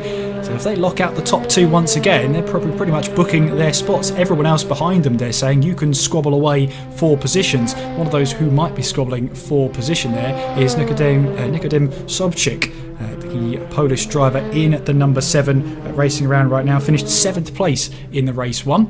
Now currently 11th fastest at this moment in time. So he needs to try and see if he can find a bit more pace out there. Checker flag is out there. Beneke currently on pole position right now. Thibaut Cazalbon makes his way through in towards the final couple of corners. Then we make our way through in towards Club and onwards then towards the start finish line. Can Cazalbon make his way up the order? Was 9th when he crosses the line. Will he stay 9th? Yes, he will. So no improvement for him. Florian Haase just making his way now down the hanger straight on towards Stowe Corner then. Kieran Harrison did move up now to 3rd fastest. Can Florian Haase take that position back and lock out what has been a top 3 that's got German flags written all over it? And Florian Haase restore that order then through in towards this Club Corner section. Years ago used to be the middle part of the track. Now it's the final corner. Through in towards that final corner onto the Hamilton Straight we go. Can Haase take back 3rd place on the qualifying standings? No, he can't, by a matter of a 0.003 of a second, I think that was. So that knocks out our 2nd row then. But Maximilian Beneke looks like he's going to take yet another 3 points for pole position. Every race he started, Max Beneke, he's got a pole position. But no, looks like there, Lerner has got himself at the top of the order. So Moritz Lerner then pole position, Maximilian Beneke in 2nd place. Again, 0.02 of a second separating them at the top of the order. It's Kieran Harrison in 3rd place with Florian Haase in 4th. 5th place then goes the way of the number 44 Marcel Sinzik. 6th place goes the way of Dominic Blyer. 7th place is Kamil Pawlowski. 8th place is Sean Arnold. 9th place Thibaut Cazalbon. And 10th place rounds off there is Nikodem Sobczyk. 11th place goes the way of the 16 of Yuri Toman. 12th place goes the way of the number 48 Rafael Soltisek. 13th place Luke Whitehead in the number 55. 14th place is Jacques Olivier, and rounding off our 15 drivers is Arthur Camara, who got his way through due to penalties to others, but he'll be starting in that top 15 spot. So that's our order decided. We are looking to get into the race, but before we do, we'll have a quick break from our sponsors in Logitech.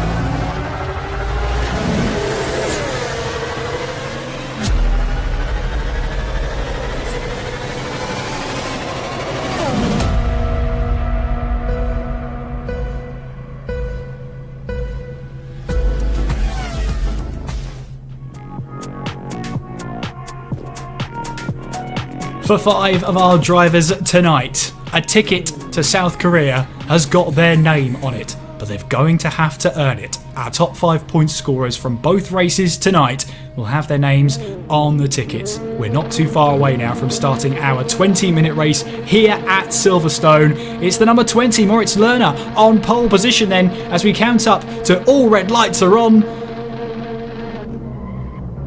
They go out, we go racing. What are the starts going to be like? It looks like it's a great start from Moritz Lerner. It looks like he's going to take whatever line he wants in towards turn 1 then, as we make our way through. Maximilian Beneke in 2nd place with Kieran Harrison rounding off the top 3 as we make our way now through in towards Farm Curve then, and then on towards Village once again, or at least for the first time, as a move down the inside. There's contact down the inside. Beneke is caught up in that one as we make our way through now in towards the loop we go. That looks like it's the 67 Florian Haase who made contact contact with Beneke then. They're now going to run side by side as we make our way through in towards Aintree, now down the Wellington Straight. All that squabbling has allowed Moritz Lerner to power his way up the field. That's exactly what he wanted to see in his rear view mirrors. There's Kieran Harrison, who's dropped a couple of positions off the start, and there's Beneke looking to swoop his way round the outside of Brooklands then, and he'll try and now grab the inside in towards the Luffield section, which he does just that. And Florian Haase now down to third place. Bit of a dramatic first few corners there.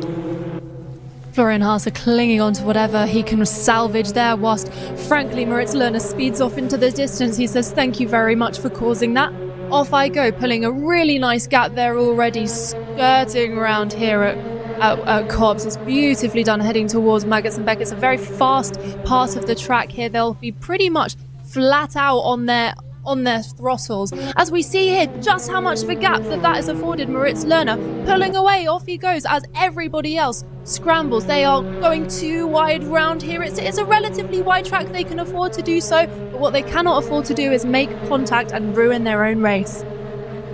Exactly that, and it's a case of now Maximilian Beneke has got to make sure he just keeps himself to himself. He knows in this position he's pretty much doing whatever he can to get himself into that top 5. There's our number 5, Dominic Blyer, who makes his way now through in towards Stowe Corner, currently 4th place right now, as we'll make our way onwards then towards the final couple of corners, down through in towards Vale, and then in towards this club corner section. And there's a think about a move down the inside from the 14, that's Kamil Pawlowski, as we make our way now through in towards the final couple of corners, on towards the Hamilton Straight we go. Then at the end of the first lap, it's Moritz Lerner who leads the way then in the number 20, and a good healthy 2.5 second gap between himself and Maximilian Beneke. And Kieran Harrison, all of that, has dropped down to 7th place. He started in 3rd. He's got a bit of a mountain to climb if he wants to get some all-important points back.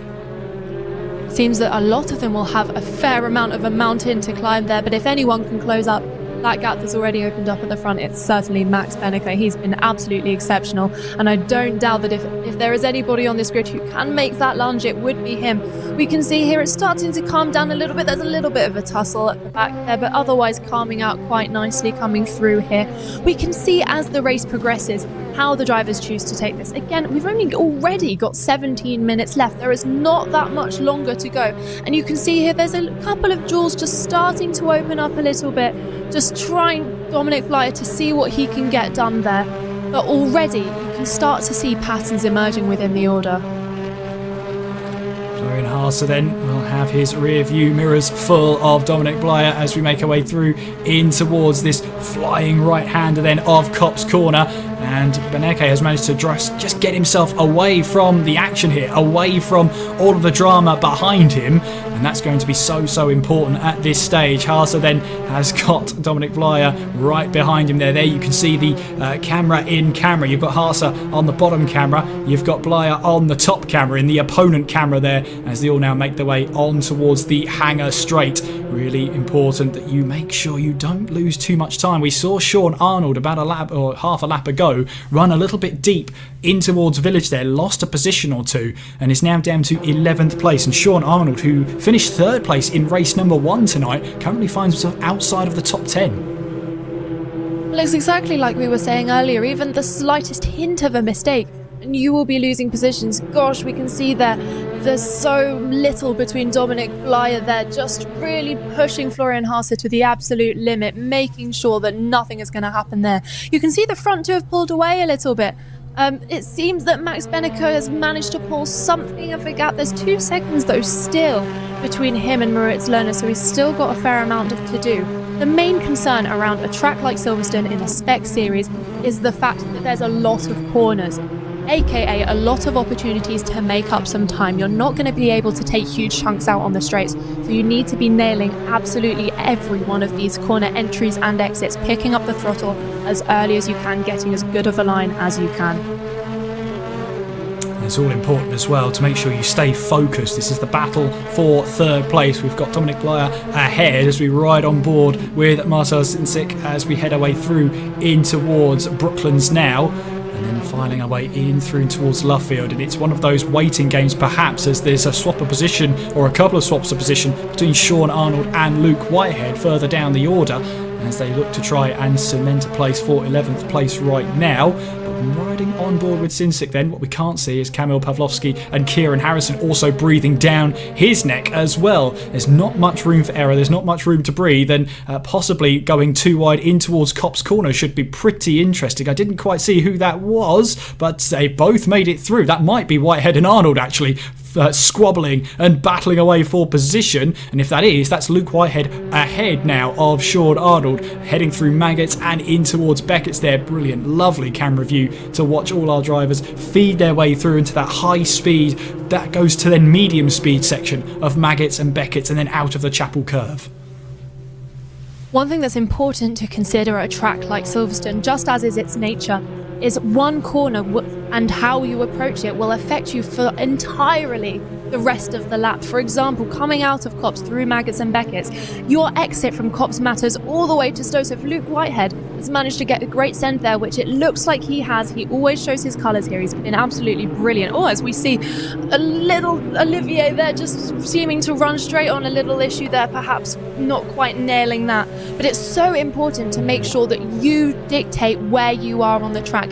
You cannot let yourself be pushed around, and that's what a lot of the drivers will have to think about here. We can see Luke pep talking himself, saying, come on, come on. Obviously talking through his manoeuvres. It's like we said earlier, it's interesting to see their different approaches. But yes, as long as they stay out of trouble and manage to lead the race from their perspective the best way possible, that's what's important.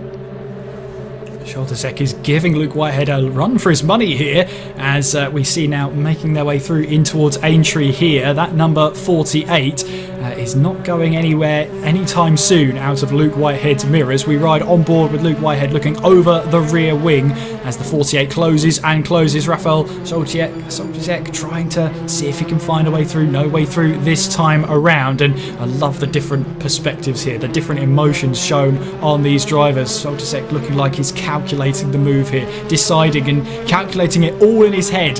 When is the best time to make this move? Where can I size up an opportunity to get past Luke Whitehead? And Whitehead here, determined as ever, making sure that Scholtesek cannot find a way through. Scholtesek's going to want to get this move done as quickly as possible with only 12 minutes remaining. There's a lot of cars between him and the finale right now, as we see Shishing there in the 5th and final qualifying position for the final in South Korea. It's going to be a massive Herculean effort from anyone beyond P8 onwards, perhaps, to be able to get up there. And as it stands, those top 5 are sitting very pretty, particularly those top 2. They're not going anywhere. There are realistically 2 places to play for right now. I wonder as well, because Beneke is closing in on Lerner. Will he decide to battle away for that position, or will he settle for second place, knowing that will be enough to get himself into the top 5 of point scorers? You would probably tell a racing driver, yeah, you don't need to battle that, and they'll conveniently not hear you in that part of the conversation. So we'll keep an eye on it for sure. Pawlowski, meanwhile, we're watching on as he's trying to find a way past Intik here, heading our way in towards Abbey once again with just 11 minutes on the clock. Almost halfway of the allotted time has expired. And riding on board with that purple machine of Pawlowski, then breaking in there. Sinsik just ahead of him in that opponent camera, you can see, and perhaps a look up the inside. You see there slightly different lines being taken from all drivers involved, all looking at that line as being the fastest through that section for that particular point. And as we see, all in a tow, all in the slipstream of each other. When you're running these Elantras at Spec Series, it's ever so important to make sure the corners are absolutely spot on. You're hitting all of your apex perfectly, and that you just make sure you do not make any mistakes. Again, a couple of different lines can be taken through in towards Luffield. You can run deep and get the power down, try and get it down earlier, or take the tighter line, hug the curb, and try and carry that momentum with you. In any case, both lines seem to work about the same. Absolutely, I do think that Luffield's one of the most challenging corners of any circuit. That hairpin, if you can choose an early apex or a late apex, and compared to your opponent, that's how your outcome will present itself. You really have to be quite decisive on where you're placing the car. Like I said at this track, it matters for the rest of your lap how you're getting on. Now, as we look at this order, we can see Shishing's really doing a great job there of just commanding where he's putting the car. He's been great so far for the the entirety of the European Series that we've seen him race in. He's been very mature driving, great racecraft. He knows when a car's behind him, and it doesn't faze him. It's almost like he completely ignores his rearview mirror. Now, looking ahead towards the top few cars, as we see that beautiful parade coming down here. We had a question in the live chat earlier. Would for example, the Germans at the top, would they work with each other? Realistically, at this point in the race, or at this point in the championship even, everyone will have their own heads in their own race, in their own championship. Because it is so tight, there are only 5 positions. They can't afford to be thinking of anyone other than themselves. Yeah, for Florian Haase, he finished 9th in race number 1, so he needs as many points as he can get to make sure he gets himself competitive. The top 2 finished top 2 last time around, so in other drivers' point of view, there's really only 3 spots left to try and compete with, and you've got drivers up and down the field there. Kieran Harrison currently in 7th place, looking to try and make amends as he started this race on the 2nd row of the grid. There's Yuri Toman then, as he makes his way onwards then towards Brooklands once again, with just over 8 minutes left on the clock to run. Sobchik and Kazalban also battling away for position. I would like to see as well though Moritz Lerner and Max Berneke, because Berneke's been just chomping into that gap bit by bit, and I really do mean bit by bit. It's hundredths of a second between them each and every time, as Kieran Harrison, I thought, had a bit of a moment going through towards Copse Corner, but he's still, there's not even Copse Corner. That's probably why my eyes were deceiving me. It was through Woodcote. He tried to get the power down then, but Kieran Harrison all over the back of Kamil Pavlovsky, as again we have this view of Maggott and Beckett. Berneke trying to close in on Lerner, and we see the battle for P4. Sincic and Blyer 5th and 4th, filing their way through in towards Maggott and Beckett and out of Chapel Curve. I would love to get inside. I don't know about you, Kieran. Dominic's head right now, Dominic Blyer's head, he's clinging onto that P4. He's got Shishing behind him, yeah, sure. But because they're all so close together, if one car overtakes him because he's left the door open, it's likely that he'd lose 2, maybe even 3 places. It's great to see the steely looks on their faces as they come up in the opponent cameras there. We've got Shishing just on your screen with you as he follows Blyer here. But it's so interesting to get into their heads, like I was saying earlier, know how they connect with the car and how they connect with the track, particularly at such an integrally competitive moment like this. Absolutely, and drivers are going to have tracks that they like and tracks that they don't like. It's all about making sure you just score as many points as you can. That's the name of the game, as we ride on board then with Marcel Sincic. As will he look, he size up the move then? He thought about it, definitely thought about a move up the inside of Dominic Blyer. No way through. There's a bit of a tap at the back then from the car behind. That's the 14 of Kamil Pavlovsky. That opens the door then for Kieran Harrison and the number 93 to try and get a move up the inside in towards Aintree. He's spotted that gap and has planted his Elantra in that spot. Will he have enough momentum to keep himself on the inside of Kamil Pavlovsky in the battle for 6th place? That's all going on behind Sincic as, Pavlovsky tries to close the door, but Kieran Harrison is still there. We come the outside line though as we head away in towards Luffield, and that is where Pavlovsky in theory should have the advantage. He gets the power down and is able to hold on to that position. Kieran Harrison has to settle for 7th place at the moment.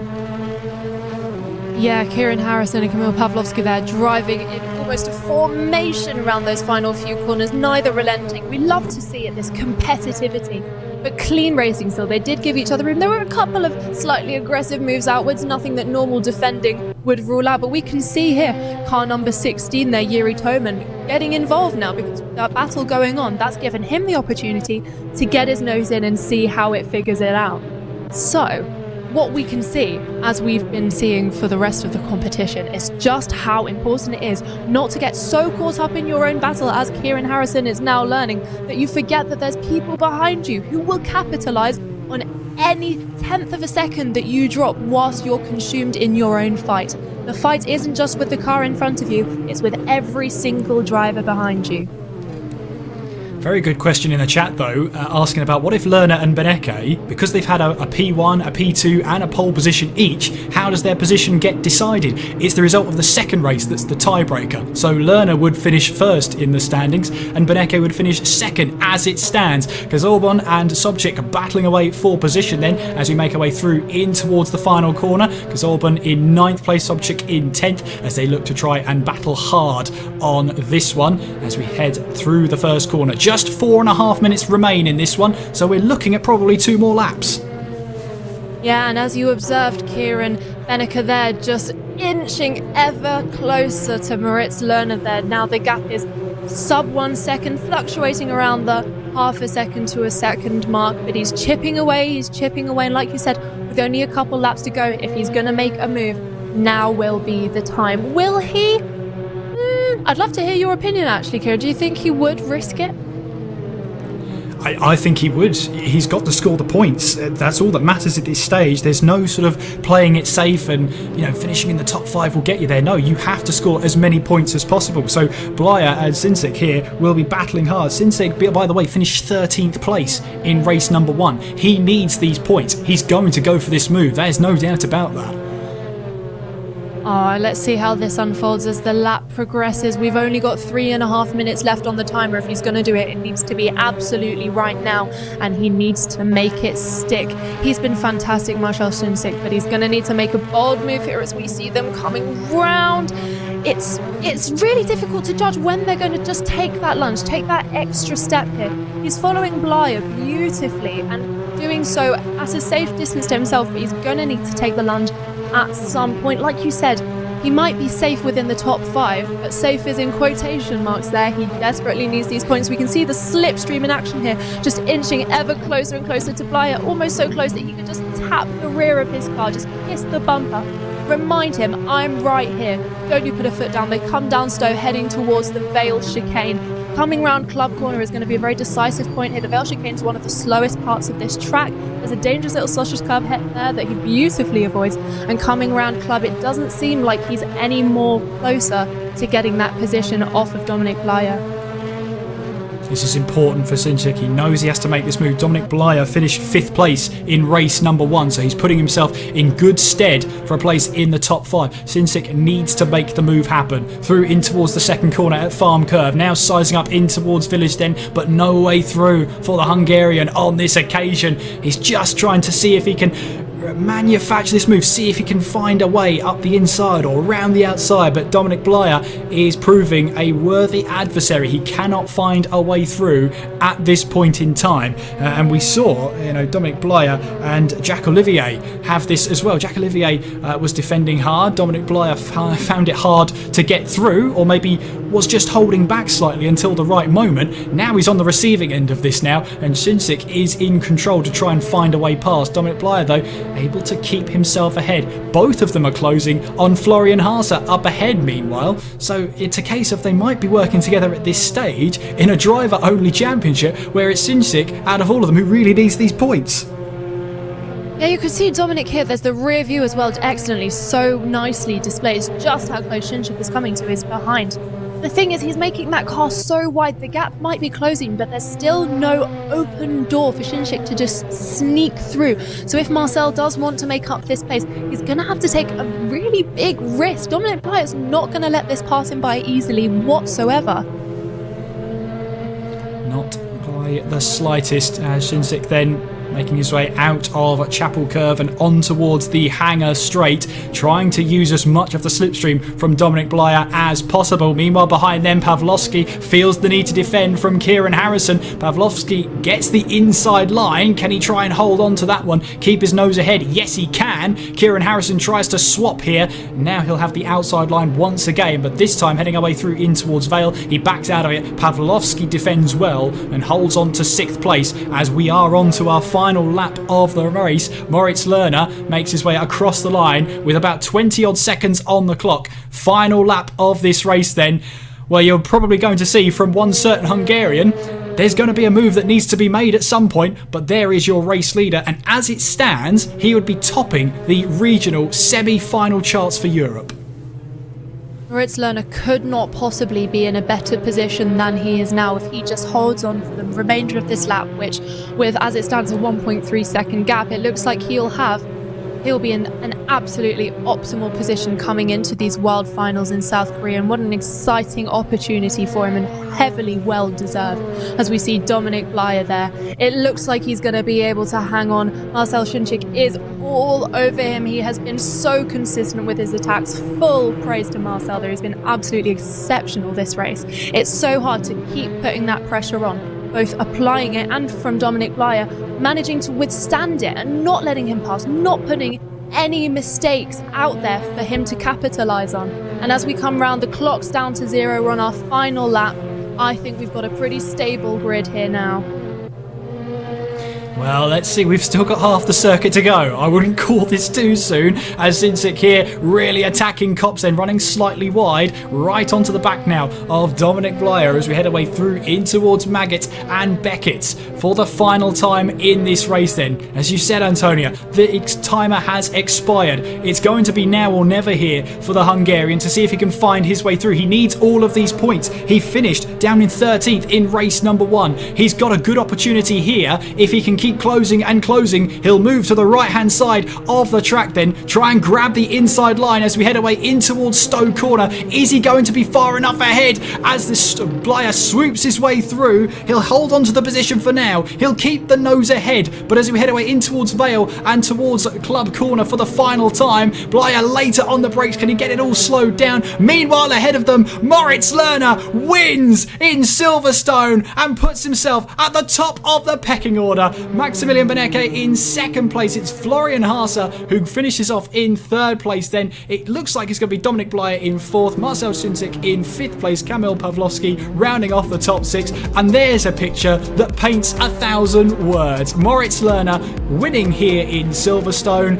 And although they've had one win, one P2 and one pole position shared between the two of them in the battle between Moritz Lerner and Maximilian Benecke, where race 2 is the tiebreaker decider, it's going to be Lerner who puts himself at the top of the order. Maximilian Benecke finishes in P2 in the standings, both on the same points, at least for now. Of course, there were fastest laps that we didn't know, and there's 2 points available for those. So if Moritz Lerner got fastest lap, then we may well be looking at a tie break, which is the result of the second race. Either way, what we do know is that they've both made it, and we'll have to have a lot of maths here. There'll be provisional results as well. Moritz Lerner tops the table for Silverstone in a race where it all happened behind him, and all he had to do, Antonia, was just manage the gap from there. Yeah, I don't know about you, Kieran, or any of you guys listening at home, but my heart rate is unhealthily high as we see the race results come up here. That was just beyond brilliant. Wow. I have to give full props to every single driver in that final race there. Not only have they hard earned their spot, but they fought for it and held on there until the very end. That was just absolutely exceptional. Some brilliant displays of driving. And what an exceptional championship this is shaping into. Indeed it is, and of course we'll have sort of provisional ideas as we head into this. There will be reviews and stewards' inquiries that I'm sure will be decided and we'll confirm later on the HyundaiNVirtualCup social media of our top 5. But it's pretty hard to say that it won't be Moritz Lerner and Maximilian Benecke who've booked their flights for South Korea. Amazing driving from them both, pretty much ahead of the rest of the field. They were absolutely brilliant, weren't they? Just exemplar through every single round. I've seen neither Max Benecke nor Moritz Lerner put a single toe wrong for any of the races, and frankly both of them are champions in all of our hearts at least. They were just brilliant. Such displays of mature driving, intelligent driving, fantastic faultless racecraft. I cannot praise them highly enough. They set themselves apart from the rest of the grid. Consistently, race by race, they deserve every accolade. They do indeed, and yeah, brilliant to see, brilliant to watch on as well. As yeah, at that moment, it pretty much, well, very much decided part of the race was the contact between Florian Haase and Maximilian Benecke right at the first corners there. and that allowed Moritz Lerner to break away from the rest of the field. Beneke managed to close the gap by about 2 seconds, but it wasn't, the race wasn't long enough for Beneke to close in anymore. Well, that's the thing. It's a sprint race. They all knew that, and you have to control your race accordingly. You have to strategize yourself. You've not got a pit wall in these races. You have to be able to set that up in your head. And that initial incident, I completely agree, set the tone for the rest of the race. And of course, there is always in racing an element of luck, but let's not let that in any way take away from the huge achievement that Moritz Lerner has here. And Max Beneke for managing to close up that gap as well. Yes, incidents shape a race, but what a race it was. I'm hearing we may be able to share with you our provisional top 5. And, well, looks like fastest laps did go the way of Maximilian Beneke. He is your provisional leader and part of the top 5, booking their spot to South Korea. Moritz Lerner then in 2nd place, Dominic Blyer 3rd, Florian Haase 4th, and Kieran Harrison rounds off Europe's competitors who will be heading to South Korea. Now, this is provisional, subject to stewards' inquiries, but that is your top 5 to represent Europe in the finals in South Korea. Brilliant stuff to see, brilliant racing throughout our Europe competitors, and it looks like it was fastest laps in the end that favoured Maximilian Beneke. It must have been a case that he had fastest lap for both races. That's how he's top. Even though they had shared results, shared pole positions, it looks like the fastest laps went the way of Maximilian Beneke. Well, that just shows the extent to which every point counted. When we were speaking over the race, we were saying every point counts, every position counts, but that in itself shows just the extent to which that is true. Every single 10th of a second played into that result there. And I think we've got a fantastic final coming our way. I'm interested to see how the remaining semi-final rounds go. I'm sure they'll be equally exciting, but wow, Europe delivered. It really did. I'm hearing we have an interview now with Dominic Blyer, so let's go over now to our interview room.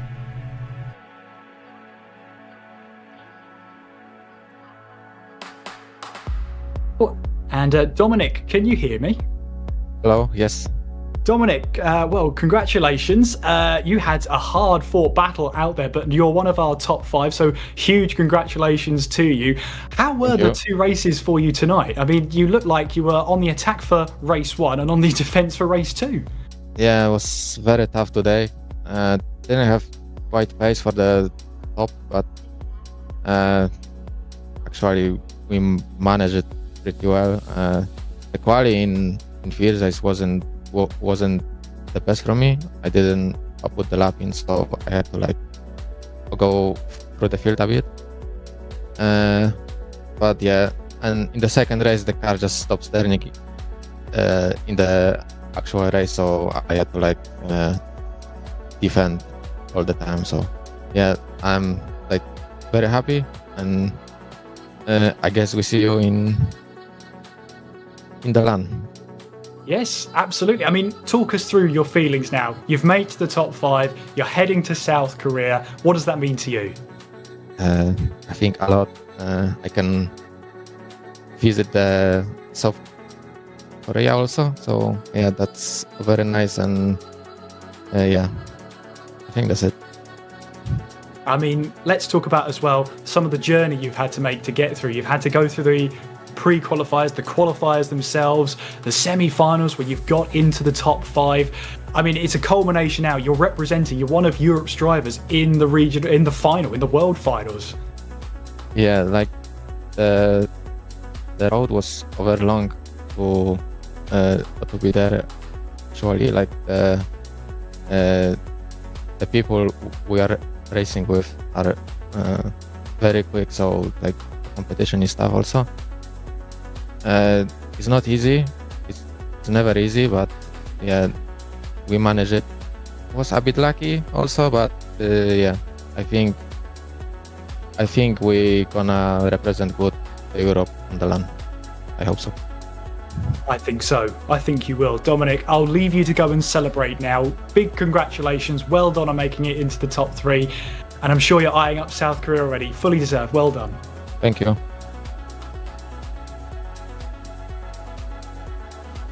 Thank you there to Dominic Blyer, who very much earned his spot in the top 3 now. And, well, he can be looking on for South Korea to Seoul and looking to make sure he's in peak condition when he heads to South Korea. We're just getting our next interview lined up then, which I believe we're going to hear from Moritz Lerner. And, of course, finishing second place in the standings overall. And that was due to fastest laps then. We're just grabbing him in. Moritz, can you hear me? Loud and clear, hello. Loud and clear. Unfortunately for you, Moritz. Congratulations. Second place in the points standings. And I have to say, that image of you winning at Silverstone with the biggest smile on your face is a picture that no words can create. I mean, talk us through your point of view on that race. Well, the smile wasn't really for winning. It was because I heard that Max tried to get the fastest lap in the last lap, apparently. And did some qualifying strategies in the last corner to get it. So it was just funny. I didn't even think of the money that we win in this semi-final as well. But after all, I did my personal best in qualifying, which was kind of unexpected. And then race was pretty much really good as well. Few mistakes here and there. Max was really quick. He reeled in the gap a little bit. But overall, the whole event was pretty good. I think me and Max together, we found a very good setup for the car and just got the most out of it with the driving as well. And it was smooth sailing from there. Still not easy, of course, to hit those times, but it was, I think, very well executed. Very well executed indeed. And we didn't actually see any battling between yourself and Beneke at any point really tonight. I mean, we had the first couple of laps, but what seemed to have a huge factor in helping you break away from the rest of the pack in race 2 was the contact that happened right behind you. I mean, are you looking in your rear view mirrors when you get to Maggots and Beckett's and thinking that's a huge gap I've got behind me? Yeah, I immediately saw the contact behind me. I was like, okay, I have a little bit of a gap now that I can work with, because knowing Max, everyone knows that as soon as Max is behind you, he will just close up the gap. And the 2 seconds were good to work with for me. And of course, we don't battle. It wouldn't make sense at all to battle in this kind of format that we have right now. We just want to go into the final, to the world final. I didn't even think of the money, of course. Maybe I would have pushed for the fastest lap a bit more, but battling would be stupid, and we just did our job to get to the world final. Yeah, absolutely, and a job well executed as well. I mean, you're going to South Korea, second place in that standing, then in the point standing. You're taking money away with you as well as part of the prize pool for these semi-finals. Talk us through how you're feeling. You're going to represent Europe as one of the top 5 drivers in this HyundaiNVirtualCup. Talk us through that. Honestly, I was really, really nervous, and I was pushing myself to qualify for this race, because I basically had a kind of a bad year this year in terms of competition. So I wanted to end the year on a high. So I was really pushing myself to do well here. It wasn't really the nicest few days before the event because it just took that long to get here. But yeah, it feels great to qualify now. First time for me in South Korea. I think that's going to be a great experience. I wanted to go there, have vacation there anyways for years already because I think it's a great country. And I think I'm really excited for the event, how it's going to be there, and I hope I also have a bit of time to see a bit of the country or the city. I'm sure you will. I mean, you've been waiting for a holiday. You've had to earn this holiday, so go and enjoy it, Moritz. And congratulations for making it into the top 5. Thank you very much. Moritz Lerner there, who finished second place in our top 5 here of the 2 races tonight, pipped by fastest laps. We did think that might have been the case when Beneke appeared at the top of the points standings. And we're going to round off our interviews then with Maximilian Beneke, who joins us now. Maximilian, can you hear us? Yes, I can. Max, it's deja vu. You're not talking to Evan this time. You're talking to me, unfortunately for you. But almost the perfect sweep through qualifiers and in towards the semi-final. I mean, let's talk about race 1 so far, because you managed to break away. The top 4 really managed to break away. and you managed to keep the consistent pace. Yeah, race one, obviously with the changed rules yesterday was a bit of a challenge. So we tried to get as much out of the track as we could, out of the car. But very happy overall with the performance there. I think I had a very, very good quali lap there. Very happy with that. And then from there on, it was just, I had Moritz directly behind me. Obviously, we talked to each other. So from there on, we knew we have a good chance at just trying to break away. And in the end, that's quite what happened. So probably boring race to watch for you guys, but very entertaining for us. So exactly like we would like it. So yeah, overall, very, very happy with the first race because it takes a lot of pressure away obviously, for the second race. Yeah, and we were speaking to Moritz as well about race 2, about how he managed to get the pole position by 2/100ths of a second. The only driver who's managed to beat you to a pole position so far in these events, which is astounding to say the least. But as well, it was decided on fastest lap, which the reason he was smiling as he went across the line was that he realised you went on a quali sim lap for your final lap of the race to take those points away. So you finish top, you get the top honours in the prize money for this stage. But also, Max, you're representing Europe as one of the top 5 drivers in South Korea at the World Final. Talk to us. How are you feeling? How does that feel for you? Yeah, absolutely. It's pretty much amazing. And like, I was not even thinking about the money. Like, fastest lap, it's a team fight in the end, and we both tried to, knock the last lap in there. Obviously, tried as much as possible. Very happy it happened, but in the end, we knew that we're going to make it through anyways with 1-2 in quali. And then obviously, going to be the first time for me to be in South Korea. I'm going to be very excited for that. Looking very much forward to it. But it's still a competition, and we still have to work for it. And obviously, we want to also be on the top spots of the podium there. Happy to represent Europe, especially because I think it's been very tight throughout the last couple of races. The challenge was definitely there. So now I feel like quite relieved that we actually make it because so many things can happen. But yeah, very much looking forward to it, and hoping for a good show. And we'll do my best to also have the best results possible there. I'm sure you will. Final question from me, Max, before I let you go and celebrate. Is there anyone from any other regions you're sort of eyeing up? You finished top of Europe. Are there any other regions, any other drivers you're thinking, I'm going to watch out for you? I think especially, I think it's Guan Yu Kim from the South Korea region. I've known him already for a couple of years, especially on other simulations. So I think he's going to be very quick. Also watched some of the races that they did after us. So I think he's going to be a very good challenger because he has also the home ground behind him. We will see. It's going to be very interesting for sure. It will be indeed. Well, Max, congratulations on booking your spot into South Korea. All the best for the 11th of January. Thank you. Appreciate it.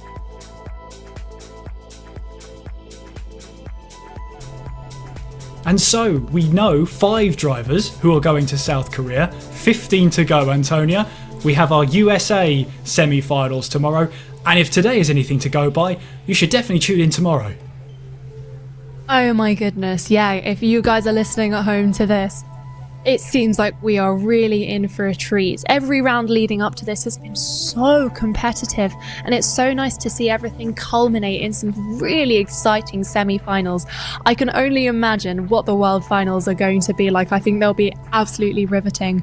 But the quality of racing and the ability of the drivers has floored me every single round that we've witnessed. It really has been a privilege.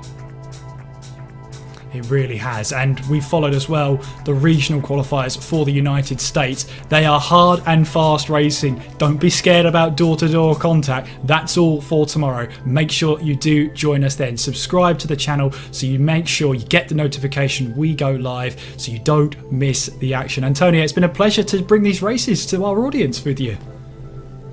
It has been so much fun. Thank you so much, Kieran, and thank you everyone who's listening. It has been a blast. So much fun seeing these Elantras virtually come to life. What a great time.